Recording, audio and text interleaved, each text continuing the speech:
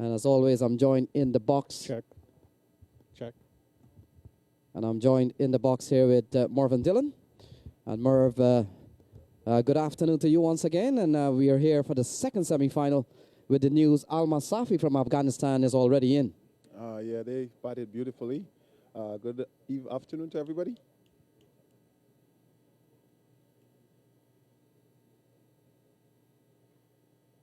So we are all set here. We get the signal from umpire Samuels. And we could be on our way here. Gajanan Singh will be the man on strike. Young Singh, I actually bowled a few balls against him. Pretty handy, very talented young man. Was really impressed with the few times I saw him bat. So it would be interesting to see if he was to get in and to get off in this innings. Yes, Merv, Gajanan Singh would have started his junior career having represented Guyana at the regional junior level and then went on to play for the West Indies. Would have been on the same West Indies on the 19th side with the likes of Kyron Pollard and Sunil Narayan at one point, and then, of course, went on to play senior cricket for Guyana. So he's very watchful of the first ball, as Santoki certainly is a very crafty customer. Yeah, definitely going to be a good competition here. Something that I said to Young Singh, I don't see any reason why you're not involved at the first class level. He has all the shots, very talented, and I think it's just to channel that. And something that he can really go on to do good things because he has the talent, definitely. Just check in. Can you hear me? So he gets on the inside edge and will run away towards the fine leg boundary. Streaky but effective, Merv. Sometimes it doesn't matter how they come. They're off to a good start. They're 4 without loss. Yeah, we all need a bit of luck sometimes. So that should get him off. A bit unfortunate there for Santoki, but some luck for Gajanan Singh. Certainly, Merv, on another day, that will be dragged onto the stumps. But today, it passes the stump, passes Ramdin, and it goes away for 4. So relatively a good start here from Gajanan Singh. And, of course, the scorebook will never reflect what kind of shot it was. No, it doesn't say that, not at all. It just says 4 runs, right? And cricket has always been a numbers game. So whatever brings the numbers up are good, and whatever brings the numbers down, certainly not good. Gajanan Singh off and running here. He's on 5. And bring Jaskaran Malhotra, who has had a good domestic record here on American soil. But I was telling him last night that he was in the commentary box. He has set such a high bar for himself that in as much he's got 20s and he's got a couple of 30s in this tournament, by his standard, this is not a good series for him.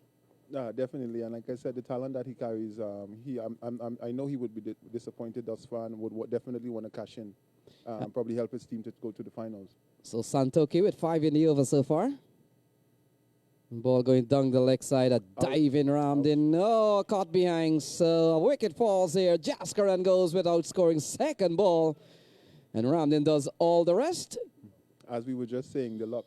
This one is edged down the leg side and he's out caught. So a bit of a strangle day for Santoki, but I'm sure he'll accept that.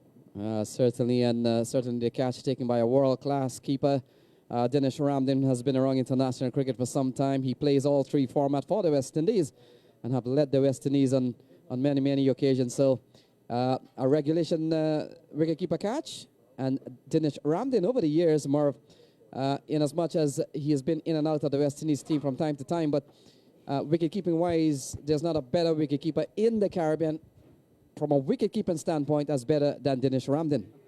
Definitely. Dinesh has shown what he can do. I think, when you look at the whole concept, he definitely is the number one as far as, if you have a half a cricket brain, you would look and see that's the guy that should be in the job.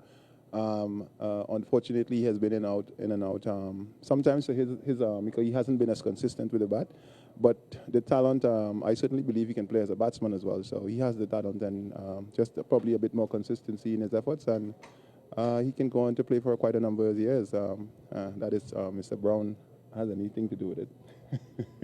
So, yes, Merv, you're right on that. But point taken that these days, and especially in one-day international 50-over cricket and T20 cricket, you're looked upon as the wicketkeeper of choice when you start coming good with the bat and not necessarily as being a specialist keeper these days. Yeah, I think Mr. Dujon would have started that trend. So when you're a wicketkeeper, you're expected to contribute with the bat. So Akeem Dotson comes out here at 5 for 1. As a number 3 batsman, Merv, it's not a good thing to be batting batting a ball that has only bowled 4 times. So he strokes this one up towards the offside. The ball knocked down there, and he will have to wait before he gets off the mark. So I remember just a couple of nights ago, we saw 22 yards just scampering to put pads on. It's a funny game, so you always have to keep posted, keep your eyes on the game because it can change really, really quickly. So it's 5 for 1. They have lost the wicket of Jaskaran Malhotra. Dismissed for a duck. Malhotra dismissed for what they would call a golden duck. Marv? Yeah. While, You don't want to see too many of those. It's never a nice feeling. and while the name sounds very nice, golden duck, essentially means that you've gotten a first ball duck, and I understand if you got a second ball duck, it's called a silver duck, and a third ball duck, a bronze duck. Well, it goes like the Olympics, I guess. Huh? That's the effort to try and get the sport into the Olympics. Yes, Marvin. Actually, speaking of the Olympics and athletic last night, during the halftime, we saw 2 of the players. Big argument outside the stadium. Who is the fastest? Well, there's a big cricket field here, and we put them to the test. A fella by the name of McCarthy. He played for one of the team, and they took off running a 400 around this track, and this is a big 400 track. I'll tell you that. Yeah, probably a little more than 400. Yeah. So they went around the track, and it was McCarthy all the way. They were running a 400 meters. McCarthy wins by 100 meters. And it should pay double. That bet should be paid double. So sometime today, during the presentation ceremony, we do have that, the gold medal and the silver medalist. There were only 2 runners, unfortunately. So Elmore Hutchison has been given the ball, and Merv, it'll be quite interesting to see here 2 left-arm seamer. Well, interesting enough, we always raced back when we played, and the only person that has ever beaten me in 100 meters is Ricardo Vowell. But he hasn't taken up the challenge. I tried to get him to race again, but he's never done. He kept the trophy. I'll ask him about it. So here is Elmore Hutchison to Akeem Dotson. Dotson's trying to go through the onside, doesn't succeed. So we're seeing a lot of southpaws here. We're seeing a pair of southpaws in bowling, and yeah. both Akeem Dotson and Rajanan Singh are left-handers. Yeah, definitely. Dotson seems to be, they apparently must be batting well. They just seem to be quite positive in their approach thus far, and probably looking to make use of the first sixer was the power play, which is very important in this game because it's a really good bat and wicket. So ball cut away nicely here. Oh, what a stop. What a save by the man at cover. Certainly saved a couple of runs and perhaps a boundary. And finally, Akeem Dotson gets a single. He goes up to 2. Those are the things that would give fast bowlers a little extra energy. When you have fielders supporting you like that, it's definitely something that inspires you. And more, we always talk about the power play favoring the batsman, how the batsman should bat. But as a bowler, if you pick up a couple of wickets during the power plays, as we saw Santoki did, it sort of pushed them back a little bit. Definitely, and it's always key, especially in this sort of version. Wickets always helps, despite whatever situation. So picking up wickets in the first, it puts the bat inside on the back foot, and they have to go back and reassess in terms of how they approach the innings. So ball going down the leg side will be called a wide. Any ball that hasn't offered the batsman a fair opportunity to score, the rule says it shall be called a wide. That's the definition of what a wide is, Marv. Yes, as far as cricket is concerned, bowlers are second-class citizens. We all know that. and it's kind of interesting. While the rule says you've got to give the batsman a fair chance to scoring, you as a bowler have to restrict the batsman. Exactly. So a lot of work. So Elmore, this one is outside the off stump this time, and he goes for another wide. So it's 9 for 1. Gajanan Singh is on 5. Akeem Dotson is on 2. They have lost the service of Jaskaran Malhotra. Yeah. Just to go on Hutch, it was a wide ball, but there was a bit of movement. That is what I saw and what I liked. So I think once he gets it online, that would be, especially against these left-handers. And I was talking a little bit earlier to Gajanan. So that goes for 5 wide. So straight down the leg side, and Dinesh Ramdin never had a chance there at all. And it's 14 for 1, Murph. Yeah, he would need it. He would have needed an extension there, a selfie stick to get that one. So 14 for 1. And Murph, I was talking a little bit earlier on with Gajanan Singh, and he was of the opinion that to face 2 of these left-handers in the park today, he would rather take them onto the hot sunshine rather than tonight when the conditions could be very conducive to swing bowling, both Santoki and Elmore Hutchison. Yeah, the ball does a lot more at night, obviously. Not all the time, but we've seen, talking to a few of the players that have been out there, it definitely does a lot more. It's been doing but especially the late games. So it would be interesting come this evening with the two teams that get into the finals. And we've Hope seen that will join the Afghanistan team, obviously. And we've seen a bunch of left-arm seamers in this tournament. We have a pair here right now in Santoki and certainly Elmore Hutchison. We saw Najaf Shah, very tall man. In fact, someone was asking me if he is Mohamed Irfan, and I said no. And by the way, Mohamed Irfan taller than Joel Garner. Yeah, but he did bowl really well, yes. Actually won the game for his team, so credit must be given to him on such a wicket. And to hit his Yorkers with the accuracy that he did, good on him. And we also saw Mohamed Khalil, who would have played briefly at the international level, a couple of tests for Pakistan as batsman scampering for runs here. So good showing here by the Indian Lions, having won the toss and they decide they'll bowl first. So you've got to say things have gone relatively well. They're 15 for 1. Yeah, it's always good, especially with the amount of first-class and international players that we have coming in for these tournaments. It all goes well for the future, and I can only imagine it will only get better because the teams are getting a lot better. When you play against teams, there isn't a lot of weak teams anymore. Most of the teams are pretty decent, so it's going to build the cricket, and it's going to obviously raise the standard. So ball getting an edge here from Akeem Dotson. He gets a single out to wide third man, takes the score up to 16 for 1. Gajanan Singh is on 6. He will be the man on strike. Akeem Dotson is on 3. Elmore has given up 10 in the over so far, 5 wides at one point. Yeah, definitely a loosener there. That one, like we said, Ramden had no chance. And I'm sure Elmore would be trying to make up for that and get it right because he's a class bowler. He has been doing pretty well around US cricket for a number of years. So 16 for 1. Not a bad start, but things I would say even here with the fall of Jaskaran's wicket. So that completes over number 2. And after 2, it's 16 for 1. They've lost Jaskaran Malhotra without scoring. Akeem Dotson is on 3. He will be the man on strike when play resumes here. And you're watching the U.S. All-Stars taking on Indian Lions in the second semi-final with the news Alma Safi out of Afghanistan will be the final, already in the final, having disposed of Houston Stallions. I had some food poisoning. I tried, but at the end of it, I had to forego that. And I think it was Stuart Williams. Yeah, well, Colin Stewart, sorry, I'm saying Stuart Williams, my good buddy. Well, to just polish off here, so Marv Dillon started an over in Sri Lanka. He bowled a couple of balls and fell ill, and the ball was given to Colin Stewart, and Colin Stewart bowled a couple of beamers, and he was taken out of the game. And then Chris Gale had to finish things off. This ball is guided away. Good-looking shot here from Akeem Dotson. Runs away for 4. And the left-hander, he picks up a boundary. In fact, Gajanan Singh, the man on strike.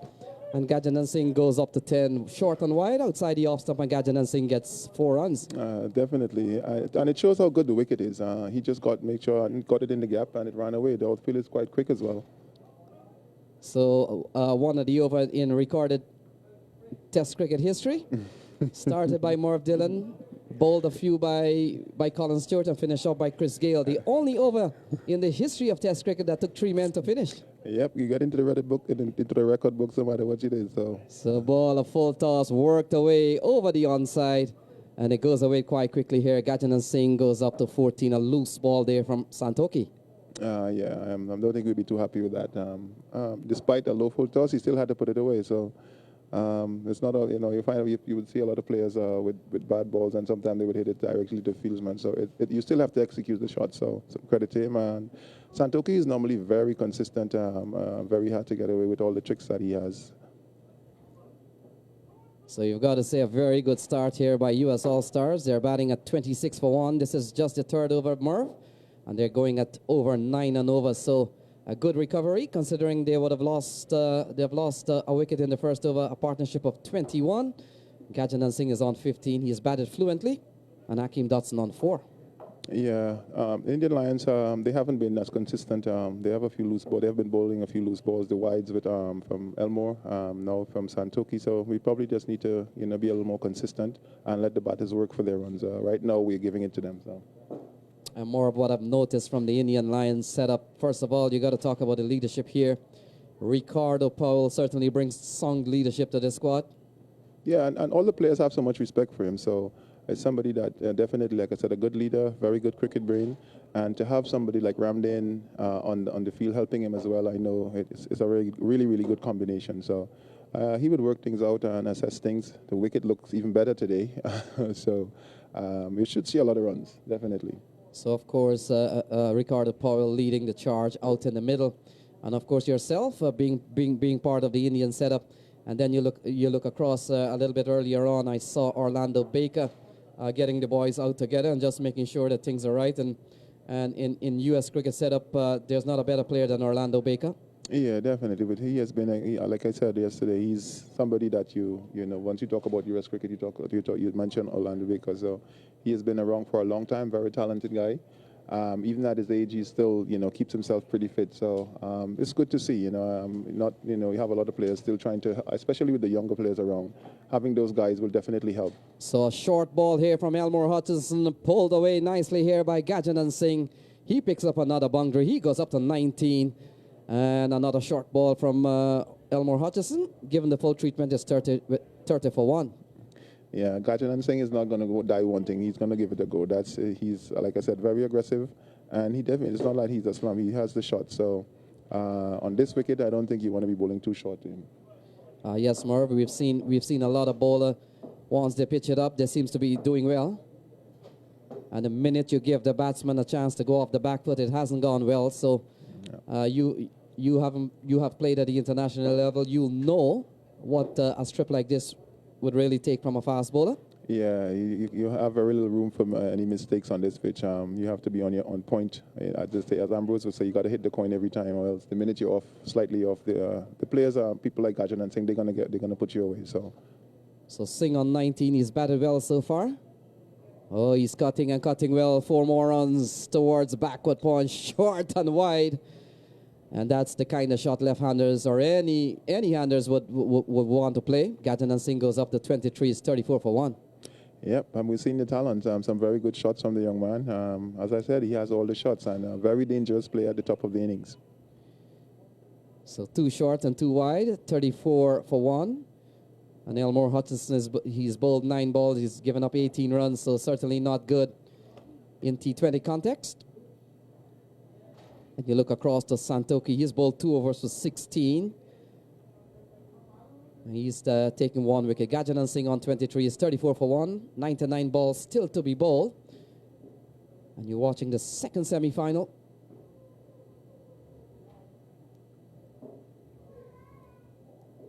And the Indian Lions team, a very strong lineup. Lopez taking a leave today. Yeah, he did his hamstring in the game yesterday, and he definitely not feeling that well. So hopefully with some treatment throughout the day, he might be able to play the finals. But it's a hamstring, and it's normally a very dodgy area, So coming down the track, not timing it well, and it has eluded Lendl Simmons, and finally goes up towards the long off boundary for a 4. Not timed well, perhaps not in full control, but he gets 4 and he goes up to 27.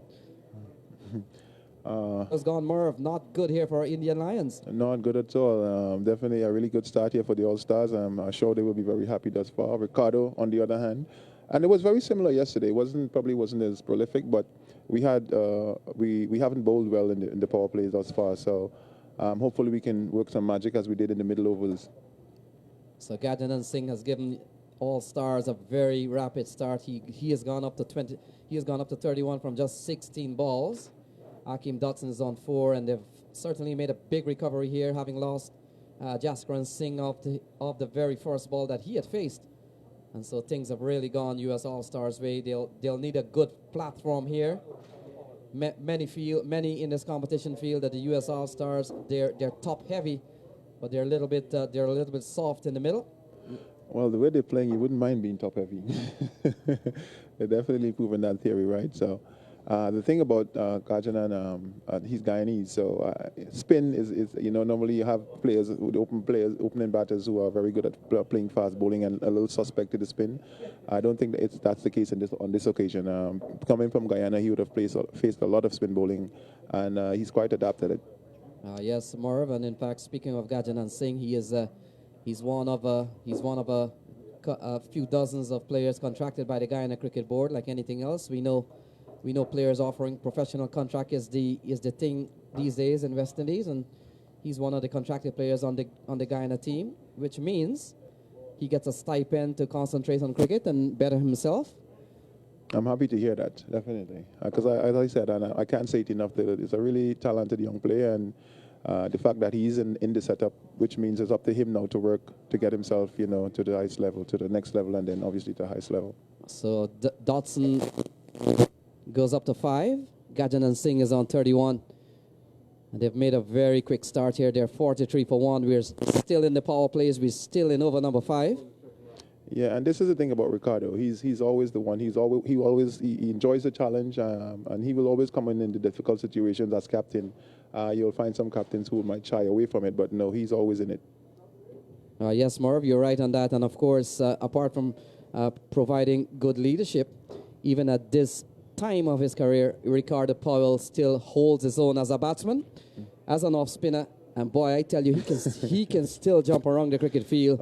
And we looked the other night and saw Ricardo Powell feeling a backward point, and we know our international cricket well. We know that some of the best fielders in the world, they start at backward point, especially in the early stages of T20 cricket. It's amazing. I mean, I remember him there when we played back in the day in one day international cricket, and just knowing that Ricardo is there, you just felt so much more comfortable because not much got past him, and he's always been so quick. Even now, he's still, he's still up there with the best in the world. When you look at him move, even at his age now, and hasn't played at the highest level for such a long time, it's amazing that he still moves the way he does. And the fact is that is why he continues to play, because he can compete. Ball driven nicely here by Akeem Dotson. Beats the man within the 30-yard circle, and it goes away for 4. That's a good-looking shot from the left-hander. Yeah, definitely. Both players looking very comfortable at the moment. We definitely should be, I'm sure, looking to pick up a wicket or two here to kind of curb the run scoring, because they are scoring at a rapid rate.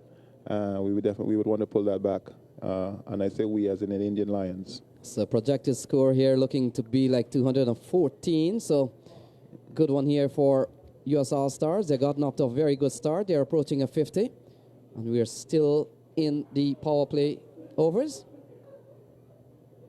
Oh, pulled away, short ball. And manipulated through the onside. That's a good-looking shot from Akeem Dotson. He goes up to 13 and brings up the 50 here for US All-Star. They're 52 for 1. Yeah, they got there pretty quickly. A good score so far. A perfect start from the All-Stars. And like I said, Lions, the wicket is a very good wicket. So I think it's Ricardo has the experience, he knows, and he will assess that and understand it's a good wicket and just keep fighting. You have to keep plugging away, and try and save as much runs as possible. So every run you save is one run less that you have to score. So we see Ricardo Powell flexing the right arm, so he could be in a bit of discomfort here. Ball driven down the ground. Good looking shot here from Dotson. And 1 is added to the scorecard, 53 for 1. Dotson goes up to 14, brings Gajanan Singh on 32. I'm not too sure if with the little discomfort we've seen from Powell here, if he'll need a couple of bowlers to finish his over. And he also got hit yesterday while batting, so he has a bit of a sore leg. But he's a fighter, and he will fight through. So 5 gone is 54 for 1, with Gajanan Singh on 33 not out. And Akeem Dotson on 14. We'll quickly bring in Vinod here. And Merv is 54 for 1. A very quick start here by US All-Stars. The perfect start. And it did so much. Looking at this lineup and looking at the what has played off in the series so far, Gajanan Singh seems to be one of the key players. A lot depends on him. I think getting his breakthrough is something that the Lions would really want. Yeah, I mean, that's the thing, he's such a positive player that if he bats for any length of period, he's going to score runs. I think the only way you're going to stop him is to get him out, because once he's there, he's going to score runs and score quickly. Yes, definitely. And we're going to see Danza Hyatt missed out in the last game, but he's back, has been used as an effective bowler. Yeah, he didn't play yesterday. He was a bit sore after the first day. Some issues with his shoulder. But you look at him, he's a very strong guy. So I'm sure he will fight it out, and hopefully he can put a bowler spell here to help his captain to pull things back a bit because it's needed. We don't want them to run away to anything over 180 or anything like that. There's a delivery pitch on his leg, and it's picked up, and he's out caught. Danza Hyatt continues to be the man with the golden arm here. And he goes straight to Ramden as usual. And of course, he goes to Ramden to rub it in. That delivery, pretty lucky though, that delivery was overpitched on the legs, and Gajanan Singh will be kicking himself, having gotten dismissed in that manner, clipping that one straight to the mid-wicket boundary. He's on his way for 33, faced just 18 deliveries, and the second US All-Stars wicket has fallen. That's the thing, Vinod. I've played long enough to understand that you do need a bit of luck sometime. So that's some luck for the Indian Lions there. Like I said, a half volley on leg stump and straight to the fielder at a deep backward square. So not a very good shot from Gajanan. Probably didn't time it as well or timed it too well that it got all the way to the fielder on the boundary. Yes, and he's trudging off. A very disappointed man. As he should be, huh? Yes, definitely. And here comes skipper Hassan Raza. At the post-match interview yesterday, I'd asked him, if he's batting well and there has been some problems with his lineup, if he would consider promoting himself in the order. Well, he has actually done it. He's now coming in at number 4 because previously he was coming in at 5. And I think what he needs to do now is to get the rest of the guys to bat around him and take it from there. They've made a very promising start. As Lenny was saying, the projected score 214. Now it's 208. And always after the power play, when you look at projected scores, it's going to give you a score that could be contaminated, so to speak, because of the fact that the field is in and they could take advantage of that. But this is a crucial period. As I said before, moving whilst doing commentary with you, I believe that the middle overs are so crucial in determining what score you get. Yeah, and this is where we've been picking up wickets in the game yesterday, and today again we just picked another one, which is a good thing. We haven't started pretty well, but we seem to come into it, in the middle overs. So hopefully we can do the same thing today and really restrict the team, because yesterday they were projected to score 170, 180 with the start they had as well, and we managed to get them out for 124. So. Well, Mr. Hyatt is not so lucky on this occasion. He continues down that leg stump line and is clipped away there by Dodson down to the long leg boundary for 4. The score has now progressed to 58 for 2. You're making the point, Movie. Yeah, and even if you look at the wicket, it just seems a lot fresher than it was yesterday.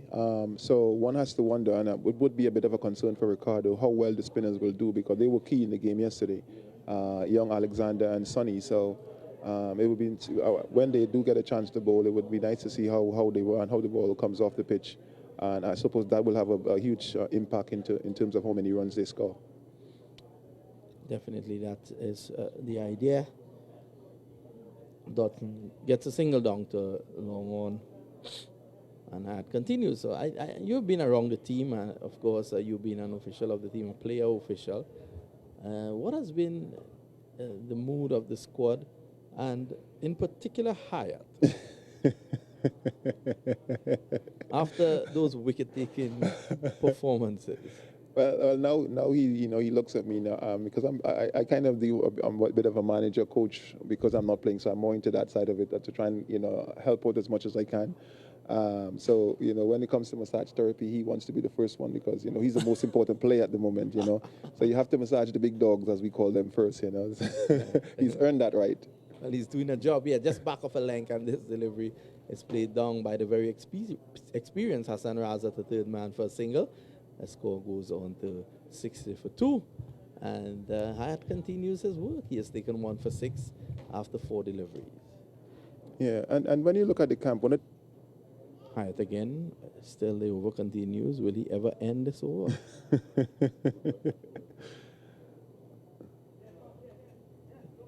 train down the leg side, and that's a wonderful shot there from Hassan Raza, just allowing that delivery to come on to him and placing it expertly down to the deep backward square leg boundary for 4. 65 for 2 after 7. Hyatt completing his first over, 1 for 11. The wicket probably, 5 or 6 too many runs on the over, but the wicket definitely was a plus for them. Gajanan Singh, who was going great guns. So it was very nice to see the back of him, and you have to give some credit to Hyatt. Well, that was the key wicket in my estimation. Gajanan Singh has been batting well at the top of the order for the US All-Stars. Yesterday he was saying that he was very disappointed that he was not carrying on. And we are seeing something that happens at the IPL. There's a team huddle, and then he calls it a strategic timeout. That is just the experience of Ricardo. I played with him for a while now, and when he does this a lot, he will pull people together and just to remind them of what they're about and what the plans are, which I think is a very good move. So just to refresh people's mind, it has been a bit of an up and down performance so far. So I think it was a good move to get the guys in and just remind them of what the plans are and what we talked about in the team meetings. So far, 65 runs to the good. They've lost 2 wickets, the US All-Stars.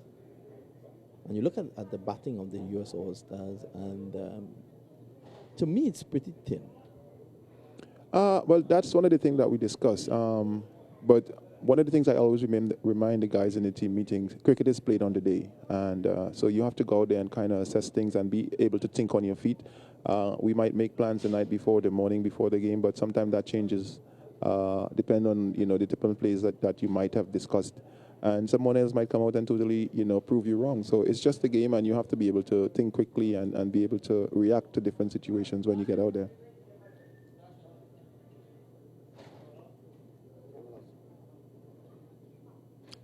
Camillus Alexander from the far end, the leg spinner.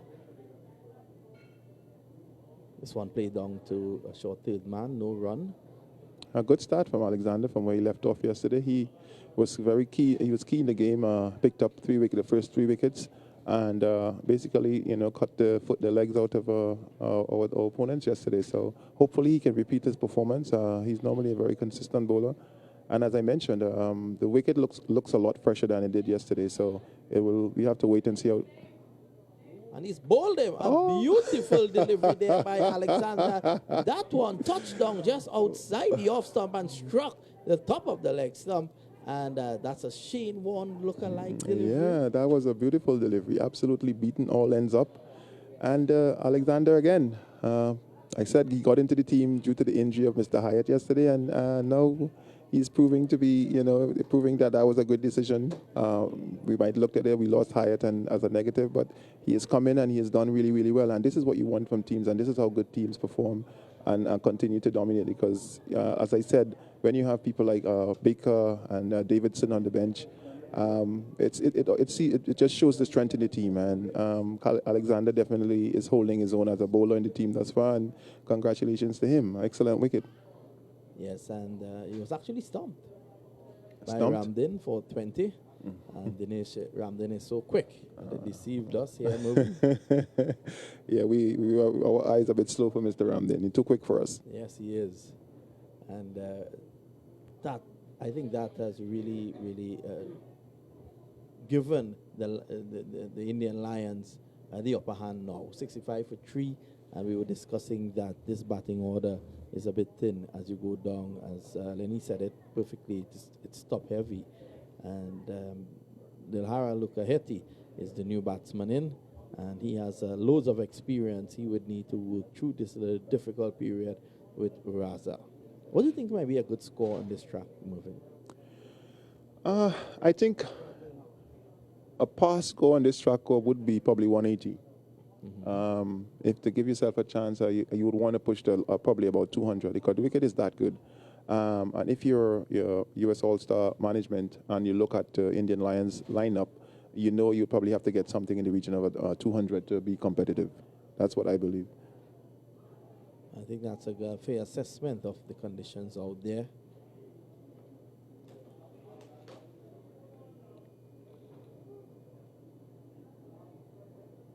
delivery just a little too wide from Alexander. Going further away, of course, Alexander being a leg spinner. Good stop by Simmons. Yeah, Simmons, of course, one of the better fieldsmen in West Indies cricket. Takes a He tumble. isn't actually he isn't that as agile at the moment. His back is still a bit sore. He's just coming back from injury, so a bit limited. But we know what he's capable of in the field. Has been batting beautifully. He hasn't gotten out yet.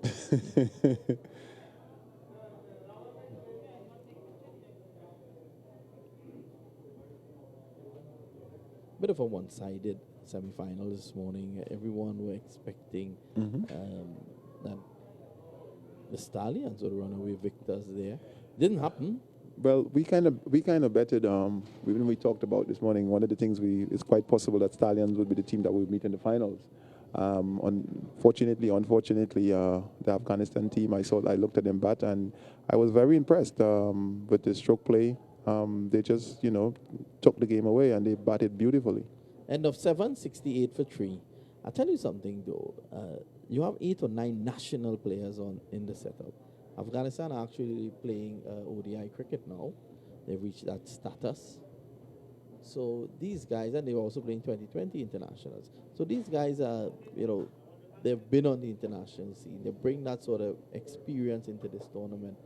And there are some of those players are very, very explosive. I like the look. I like the word you use, explosive. Yes, they are. Tariki at the top of the order. Ahmadi's another one. And then you look at the fast bowler. I particularly have a lot of time for the fast bowler. He runs some close to the side screen, and he has a beautiful smooth run up. And he hit good areas and at pace.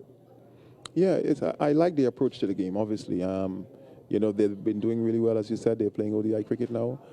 I just like how they play the cricket. They're very positive, and there seems to be a lot of talent in there. I don't know a lot of the players individually, but you look at the team. I look at the way they batted this morning. I remember seeing them play a couple games in Trinidad, and was very impressed with the way they went about their business. So Well, they actually won that tournament, if you remember. yep. As Patel takes up the attack from the southern end, his second delivery, and no run conceded just yet from his bowling.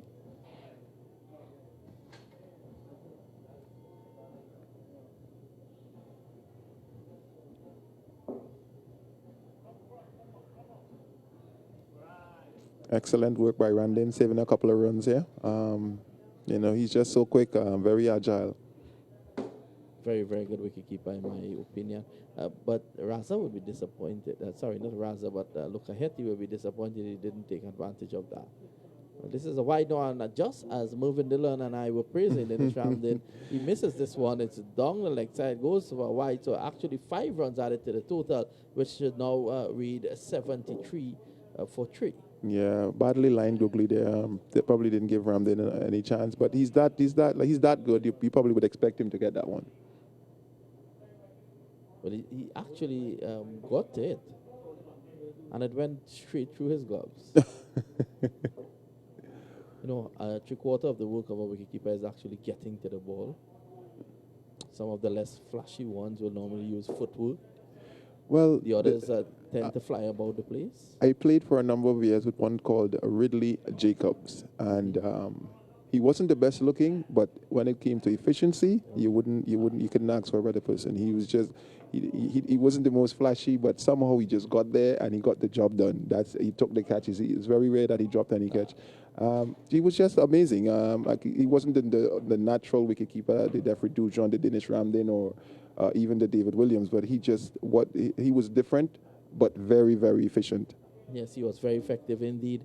Not the prettiest. Yes, I think that's the word I was looking for. Yeah, I don't think he's someone you'll take home to meet your parents. But I'll tell you something, if you have to depend on a man taking a catch to save your house, you will send it to Ridley Jacobs. Yes, definitely. Not a bad over from Patel there in the end. Just the one delivery that went for 5 wides. And at the end of over number 8, it's 75 for 3. In your time, Mervyn, who would have been in and around the regional setup and the West Indies setup as well, who would have been probably the best wicketkeeper at that time? One of the best wicketkeepers that I've seen, despite being at the youth level, I always go back to Mark Ramkissoon from Trinidad. He was exceptional and was very unfortunate not to play for Trinidad and Tobago and even the West Indies. As you know, David Williams was occupying that spot, so it wasn't the easiest person to move out. But Mark Ramkissoon, amazing to watch. He would have been one of your colleagues at the West Indies Players Association when Yes, you yes. were there. And I was also there for a while at the West Indies Players Association. I think I lasted about 4 months. And I asked Mr. Ramnarayan for leave to go to the Guardian, and I never went back. Oh, God. But, I mean, David Williams, class act. He was just amazing. Exceptional keeper, tremendous talent. He wasn't the biggest guy, but he got there, and he was just the most amazing. He's just agile and very, very quick. I think sometimes he even beat the umpires in terms of how quick he was. Yes, David, of course, a very hard worker, and he continues to do good work as this delivery is lapped around the corner by Luca Hetty into the boundary for 4, and a bad line there by Alexander and punished. Well, David continues to do a lot of good work in Trinidad and Tobago. I think he's in charge of the South Zone setup, and every week you will see him coming out with the youngsters and doing his thing. Man loves cricket. One of the things I've always been impressed with him as a coach is his work ethic. Is second to none. He's a very hard worker, and he pushes you, and only because he wants the best in you. And as a coach, he has done really, really well. He's probably getting down a bit in age now, so he had to make room.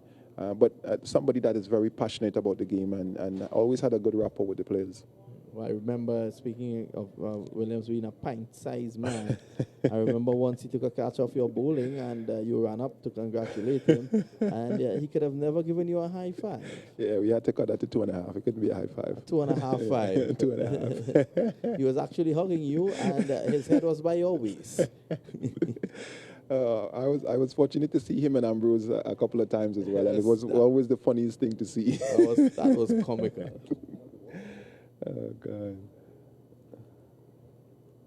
Well, I was told recently by your cousin Ian that during the days of West Indies playing with Ambrose, end of the over number 9, it's 82 for 3, with the days of Ambrose and these guys playing for the West Indies. David Williams was actually used once as an emergency fieldsman, and he came down to the Oval and made and committed the cardinal sin of putting his cricket bag in Curtly Ambrose's slot. You don't want to do that. You don't want to mess with Ambrose's spot. He has a spot at every single ground, and everybody walks in the dressing room, and that is Ambrose. So don't even go close to that corner because he's owned it. Yes, and Bishop said that Ambrose yelled out, "Who's in my spot?" And Willie crept around and removed his bag very easily. And the funny thing is that they are best of friends. Like you wouldn't like to see them greet each other.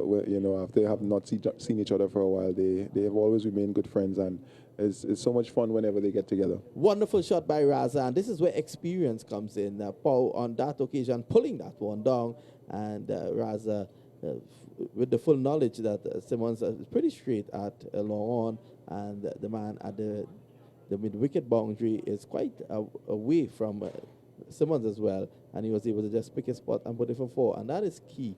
When you get a bad ball, you must take advantage if the runs are drying up.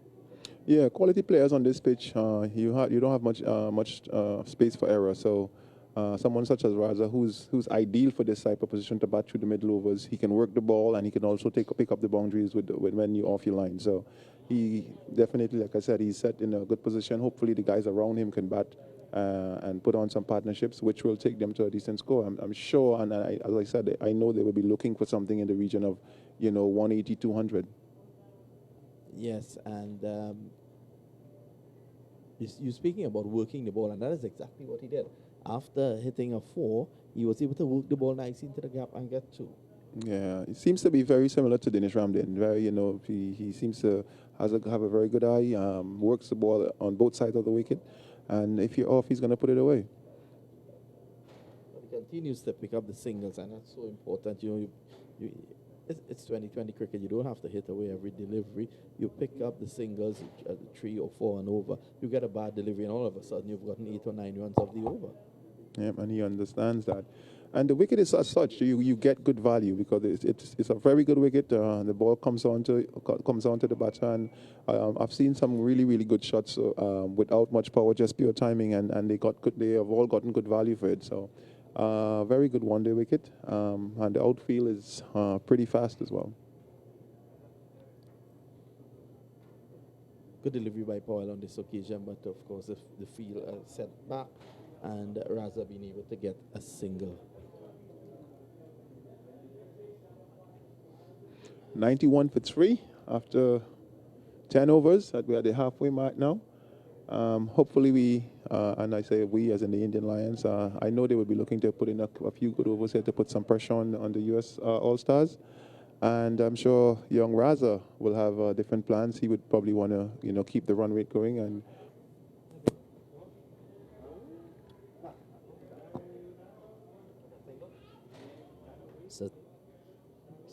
So welcome back. Thank you, Marv. Thank you, Vinod. It's 91 for 3. Make that 92 for 3. We're into the second 10. 59 balls remaining. With 59 balls remaining. It's 92 for 3. Delhara is on 9. Hassan Raza's, he's on 18. As we watch Camelus Alexander, former Windward Island first-class player. Dilhara, the man on strike, he's on 9. It's 18 to Raza. And ball driven up towards long off. They go through for 1. So welcome back, Ivor Henry. We're beginning to see a nice little partnership here between Hassan Raza, who has played at the Pakistan international level at one time. And of course, Dilhara, he's on 10. He's had a lot of batting to do. Oh, it beats the man at backward point. That's Lendl Simmons. And it goes away for 4 off the bat of Hassan Raza. He goes up to 22 and takes the score up to 97 for 3. A good-looking shot beating Simmons for 4. Yes, indeed. And they're inching towards the 100 mark there. They're going at a good clip, 9.1. And Simmons, he is nursing a back injury, but at the same time, when he's wheeling the willow like he would have done last night, no signs of any injury. He batted with Ricardo Powell in tandem. They did a beautiful job. So a projected score of 182, 56 balls remaining. Raza is on 22. He's batted well. And now he picks up his 23rd run, and a good man to bat in the middle here in a time when they would have lost a couple of quick wickets. Dilhara is on 10. He is supported well. And a partnership of 33, 55 balls still to be bowled as Camelus Alexander. Ball driven straight down the ground. So they're beginning to score 6 and 7 and over, and all because of some singles and twos along the ground. Ivor? Yes, they're playing it right. There's a lot of wickets still in the hut, 7 of them, and we're just about the halfway mark. And just how many? 11 overs. So we've gone past the halfway mark, and the projected score, like you said, it's 180. I'm going to give them a little bit more than that if they're not going to be losing wickets. So Ricardo Powell, 2 overs, no made, none for 21. Let's look at some bowling figures here as we get a chance. Santoki, 2 overs, no made, 1 for 15. Elmore, 2 overs, no made, none for 26. He is taking some stick. Danza Hyatt, 1 for 11. He got 1 wicket. And then Camelus Alexander, 3 overs, no made, 1 for 19. Sonny Patel, his first over cost him 7 as Ricardo Powell continues. And Dilhara gets a good ball, turns it into the onside. And they go through quickly for a single. So that brings up the 100 here for US All-Stars. They're batting at 100 for 3.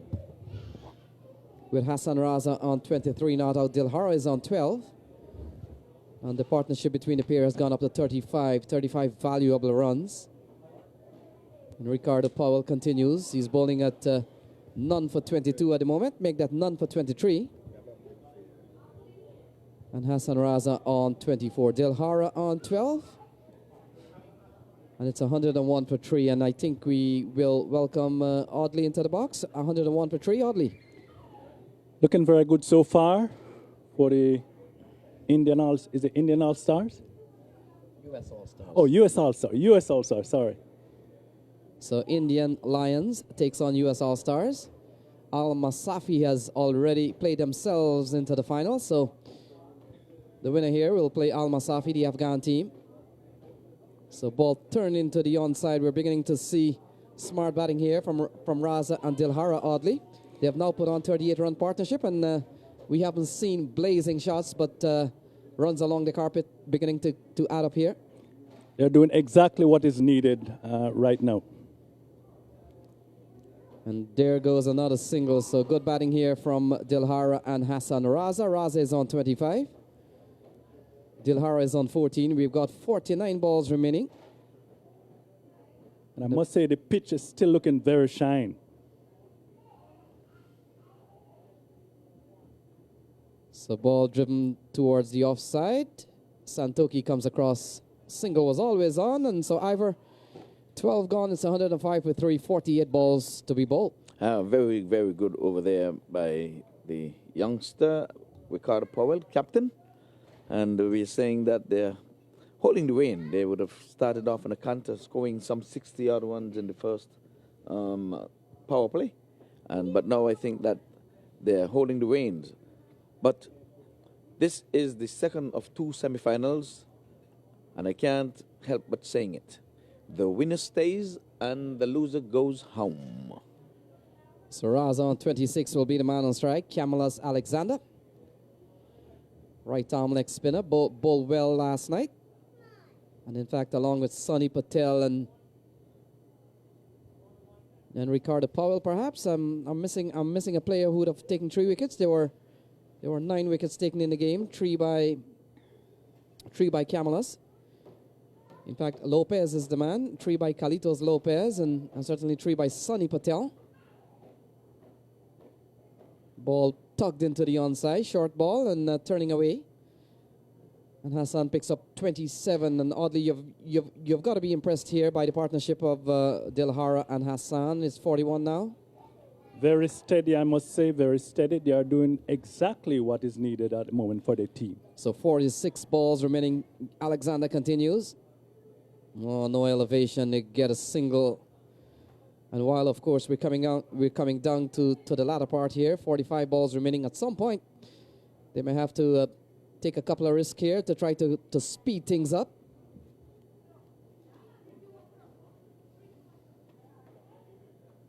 Well, it's a good wicket. This one is flicked off the pad very nicely. They're going to be running a relaxing 2 as the throw comes in now to wicketkeeper Dennis Ramden.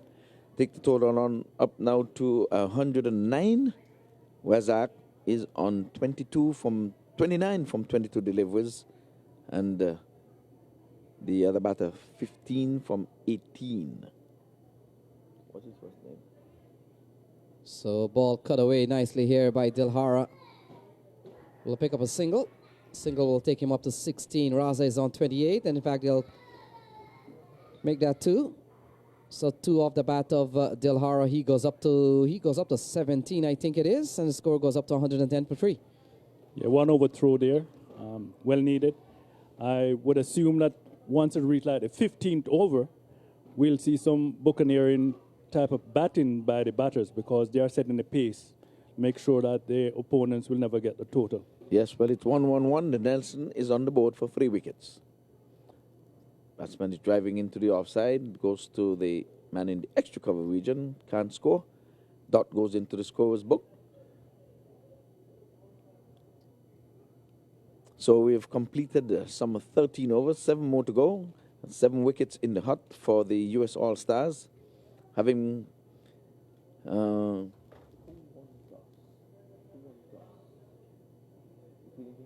Current strike rate, 8.5. Still impressive. Right, so the US All-Star, they would have won the toss, called right, and elected to bat, so they're setting a target, and they're doing pretty good at this time. They can launch maybe in the next 2 overs or so. They're keeping wickets in the hut, but Ricardo Powell and the boys, an experience set on the field, they're going to try to hold the reins. Remember, I'm going to keep saying this. To get into the semifinals was hard work. Yesterday was all quarterfinals. Now, to get to the finals, it's not going to be any easy picking. Both teams deserve to be here. They are here.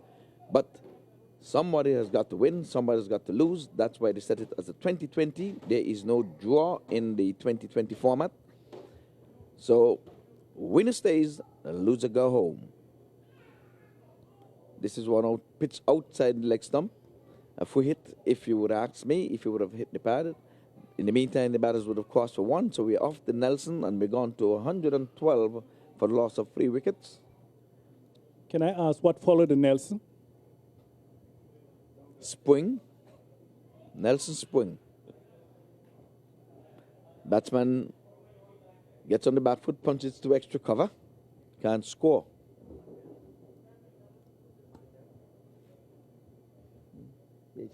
Or some of the Batsman gets on the back foot, punches out. The man from the deep mid-wicket area runs in the mid-on area, picks up. The batters, in the meantime, ambles through for a single. 113 for 3. So Patel, right arm, bowling over the wicket. This one is punching past the man at point and past the short third man and down to the boundary for 4. beautiful late cut.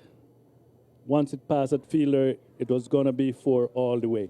Someone was shouting when I asked Ivor what follows Nelson, and someone was saying Mandela. Well, he's right. 117 for 3. Well, I know in Nevis we have a place we call Nelson Spring, so I went back home into little tiny 36 square mile island of Nevis. So ball on the leg stump here, a wide signal by the umpire, so that'll take the score up to 118 for 3. Still 38 balls remaining. And Nelson Spring comes, if you know your history, Horatio Nelson. He would have landed right there with Nevis, and we called the place Nelson Spring where he landed.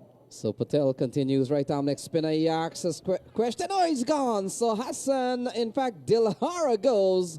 He falls for 21. Leg before up the bowling of Sonny Patel. It's 118 for 4. And as usual, it wouldn't be long before I take a wicket while I sit in this seat. It's been happening time and time again. It's the commentator's curse for some one of the batters. I have not sat here on resumption and would have batted out 3 overs before a wicket would have fallen. But the batter think he was hard done. He thought he was a good way down the wicket. But that's not saving you any these days, because the projected pathway of the ball, even if he hit you halfway down the wicket, if the umpire has a good eye and he thinks he would hit the stump, he would go ahead and raise that dreaded finger. We do not have the television review here system today. We do not have the hotspot or anything like that, but the umpire in his wisdom thought, although he was dancing down the wicket, got hit about 3/4 way down the wicket, he thought he was plumb LBW oddly. Ivor, in that case, with your sort of a record, and if I was a captain of the opposing team, I would demonstrate against having you in the commentator's box, because you're going to take wickets. They don't have a choice. That's the beautiful thing about it. But I've taken quite a bit of wickets while I'm sitting here, I can tell you that. Yes. And Ode, well, while we have a break in the play itself, how was your Thanksgiving? Oh, it was wonderful. I spent my Thanksgiving up in Atlanta. And, yeah, food and more food. And here I'm back in South Florida. Well, I feel like the Lone Ranger here. I'm sitting between 2 family men who decided that Thanksgiving is a family day, and they're going to take the day, and either you have to do the bulk of the work. I had no choice but to be here. But indeed, I am a family man. I owe you, Ivor. So 37 balls remaining here. Amar Ullah comes to the middle. He joins Hassan Raza. Raza is on 32. And Sonny Patel has gotten his first wicket. He's bowling at 1 for 4. So we are in over number 14 being bowled here by Patel, and Ullah gets a good ball. Ball goes bouncing out towards the offside, and he can't score. And oddly, and Ivor, just to give you a sense of some of the big scores in this tournament, and you look at you look at the top 5 batsmen with the most runs of the tournament so far. Of course, we're into the final 2 matches. We've got Rizwan Chima with 198 runs. In fact, yesterday he slammed 122, so 198 for him. He stands at the top of the heap. Humayun Farhat, the brother of Imran Farhat, Pakistani international, 198 runs. And he has no future in this tournament anyway. So both Rizwan Chima and Farhat, they're gone. Both of their teams are knocked out. Even Brian Gale, number 3, with 178 runs. He has no future in this tournament. His team is knocked out. Hamza Tariq, 122 runs in this tournament. He's gone also. Rohan Mohite, 118 runs in this tournament. He is gone. And when you look at some of the alive players here, Hassan Raza, he stands on 114. So if Hassan Raza perhaps gets up to a 70 or 80 here today, he could be the man leading the most runs category. Also, Gajanan Singh, he needed 84 today. He got among the runs, but not enough. And also we see Jaskran Malhotra, he needed 72 to at least get into the top 5. He failed today. And we'll take a look at what Simmons needs to do and what Powell needs to do and what Taylor needs to do if they want to be in the heap of the top 5 runs getter in the U.S. Open 2016 series. So it seems like we're going to have a bowling change. Santoki is at the top of his bowling mark. Umpire Samuels checking something there with the batsmen. They are in... Oh, the cameraman was in front. Naughty, naughty, naughty. So they would have get that sorted out over at the far end where the cameraman was behind the bowler's arm and the batter... No. The batter would have none of that. And Santoki coming back for his second spell, but he would not have a 4-over spell like we would have seen in the previous game with one such bowler. Yes, Ivor, you're talking about Gulbadin Naib. And I suspect when they come to play the final here later on, watch out for another 4-over spell from Gulbadin. The plan has worked, and I'm pretty sure they'll take whatever has worked, especially in the semi-final, to get into the final. 119 for 4 here. Hassan Raza is on 32 not out. He has batted well. And Santoki bowling at 2.1, 1 for 15 so far. Yes, so Santoki with that left arm bowling over the wicket, and the batsman is getting some will on this, playing out to the cover point. The man from the backward point runs to his right, picks up. In the meantime, the batters would cross for 1. The score goes on to 119 for 4. Brings the newcomer Yula on strike, and he will be facing Santoki. Santoki would have bowled 2.2 overs, 17 runs, and he's in the W column. W here means wicket. So 34 balls remaining here. Ula is yet to get off the mark. He's faced 1 ball. Hassan Raza is on 33. He has batted well, the captain Hassan Raza. And as we made mention just the other day, ball going down the leg side will be called a wide. And as we mentioned, we have mentioned during the course of this tournament, the man Hassan Raza on record he holds a very distinctive record as being one of the youngest player to have played Test cricket, 14 days and 227 days.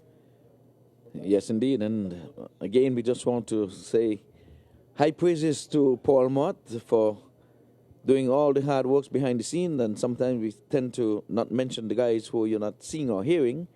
And we just have to say that scoreboard you're looking at, look as pretty as can be. And that's the way to go. We are moving on up.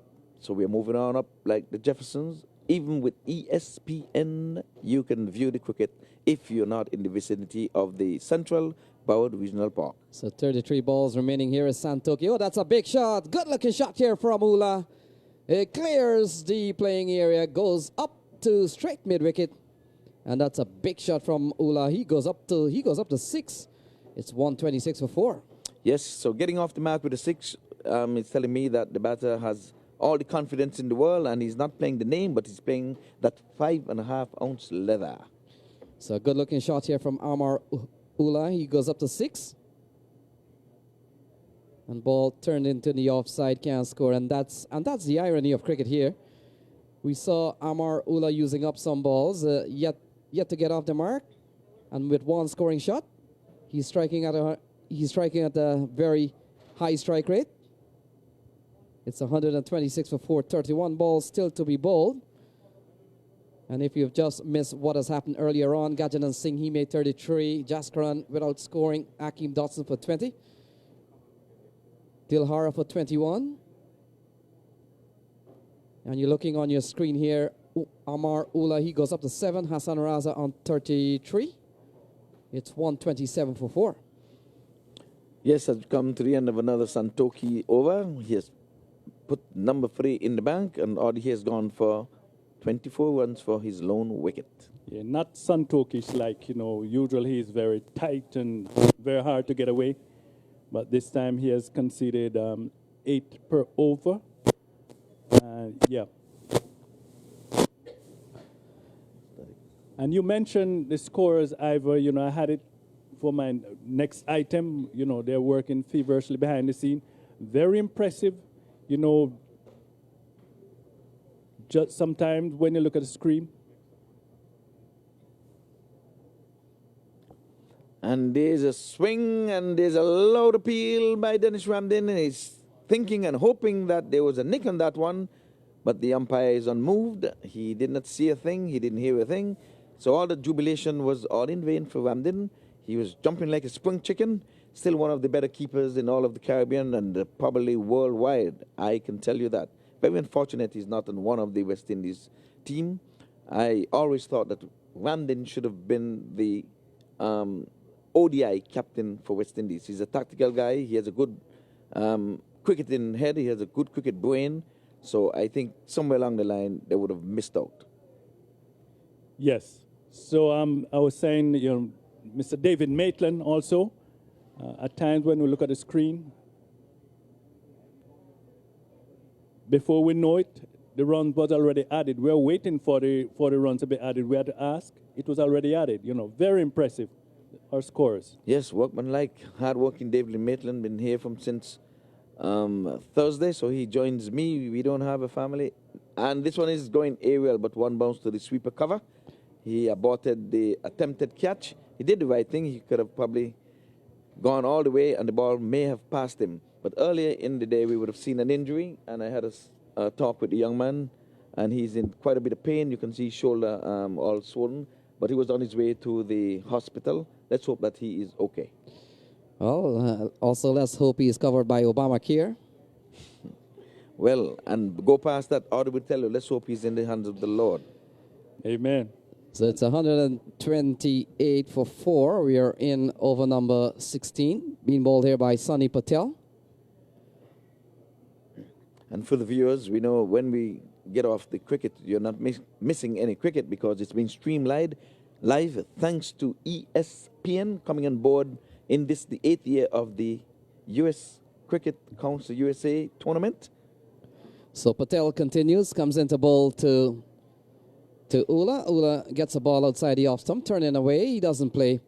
And that completes over number 16. It's 129 for 4. 24 balls remaining. Ula is on 8. Hassan Raza is on 34. And we've got some 24 balls remaining. And oddly, just coming back here to the work done by David and our scoring staff here, they have certainly been efficient and very effective. And yes, you're right on that. The part of good scoring is anticipating when you see a ball going to the far areas of the cricket ground, start scoring 2s, start scoring 4s. And I think that's what exactly good scoring is, anticipating. And that is why signals from the umpires has to be very precise and very clear. There's something that the umpires refer to as pre-signals, in that, for example, a ball comes off the pad. You're not too sure if it came off the pad or the bat, but you see runs are being run in the middle. Some umpires, or most umpires, will start to give you an indication of what has happened. They'll start touching their leg. So you as a scorer, while you wait until play stops, you will already know that, get ready, this is a leg by. I know this umpire very well, and I know his style. So 24 balls remaining, make that 23. It's 131 for 4. Indeed, you are so right. You are so right.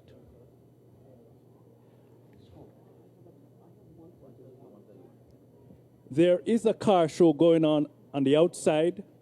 For those who you're here watching cricket or you want to go and enjoy the car show that's going on, you can come on down if you're viewing and you're a fan of beautiful cars, classic cars and so forth. Come on down and view the car show. So Ricardo Powell, he comes back for another spell, and And yes, he's been bowling on both ends, and he's trying to work the magic, and he's doing it the Darren Ganga way, I would say, keeping you guessing. Don't know who's going to come next, but he's been trying everything. He's been bowling over the wicket, he's bowling around the wicket. He has not jumped over the stump and bowled. So Ricardo Powell, captain in hand. We saw an captain's inning last night. That's how he got to here. He and Lyndon Simmons put on a show to show you what batting and getting out of a hole, the way to do it. So any schoolboy who were looking last night, I'm sure they got a lesson, and they got it through ESPN last night. So Raza is on 35. Captain of U.S. All-Stars. Leading from the front, it's 131 for 4. We've got 20 balls remaining. The winner here plays Al Masafi, the Afghan team. And in fact, the Afghan team, Ivor and Audley, they have returned back to their hotel to just perhaps to get some much needed rest, and they'll return here when this match is over. Yes, and we're expecting to see a good finals. I think the better teams are here, and I'm going to say it again.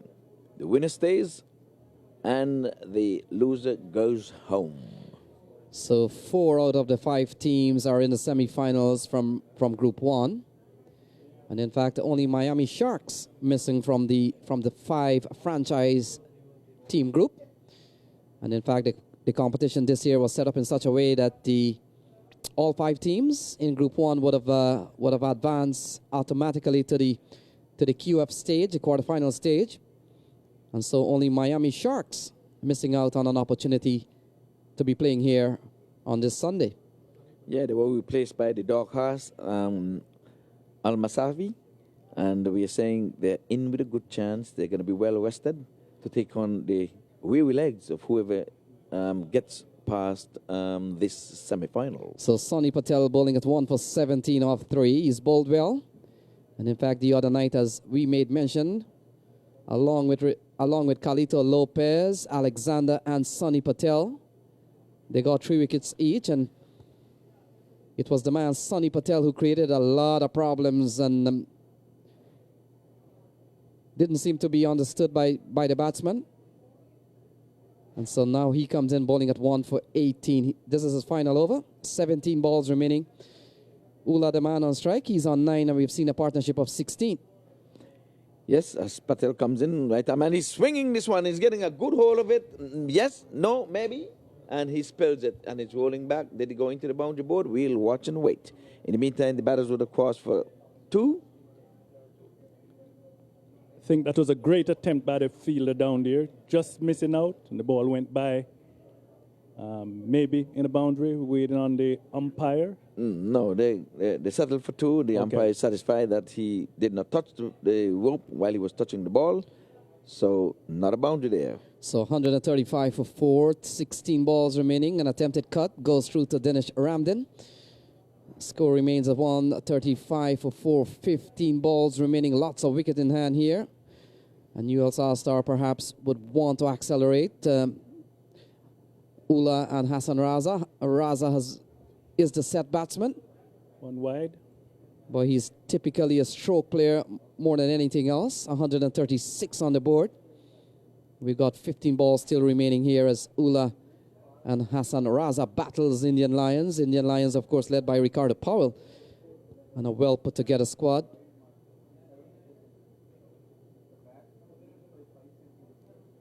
Beach cricket, bump ball, shouts coming from the crowd, but not out.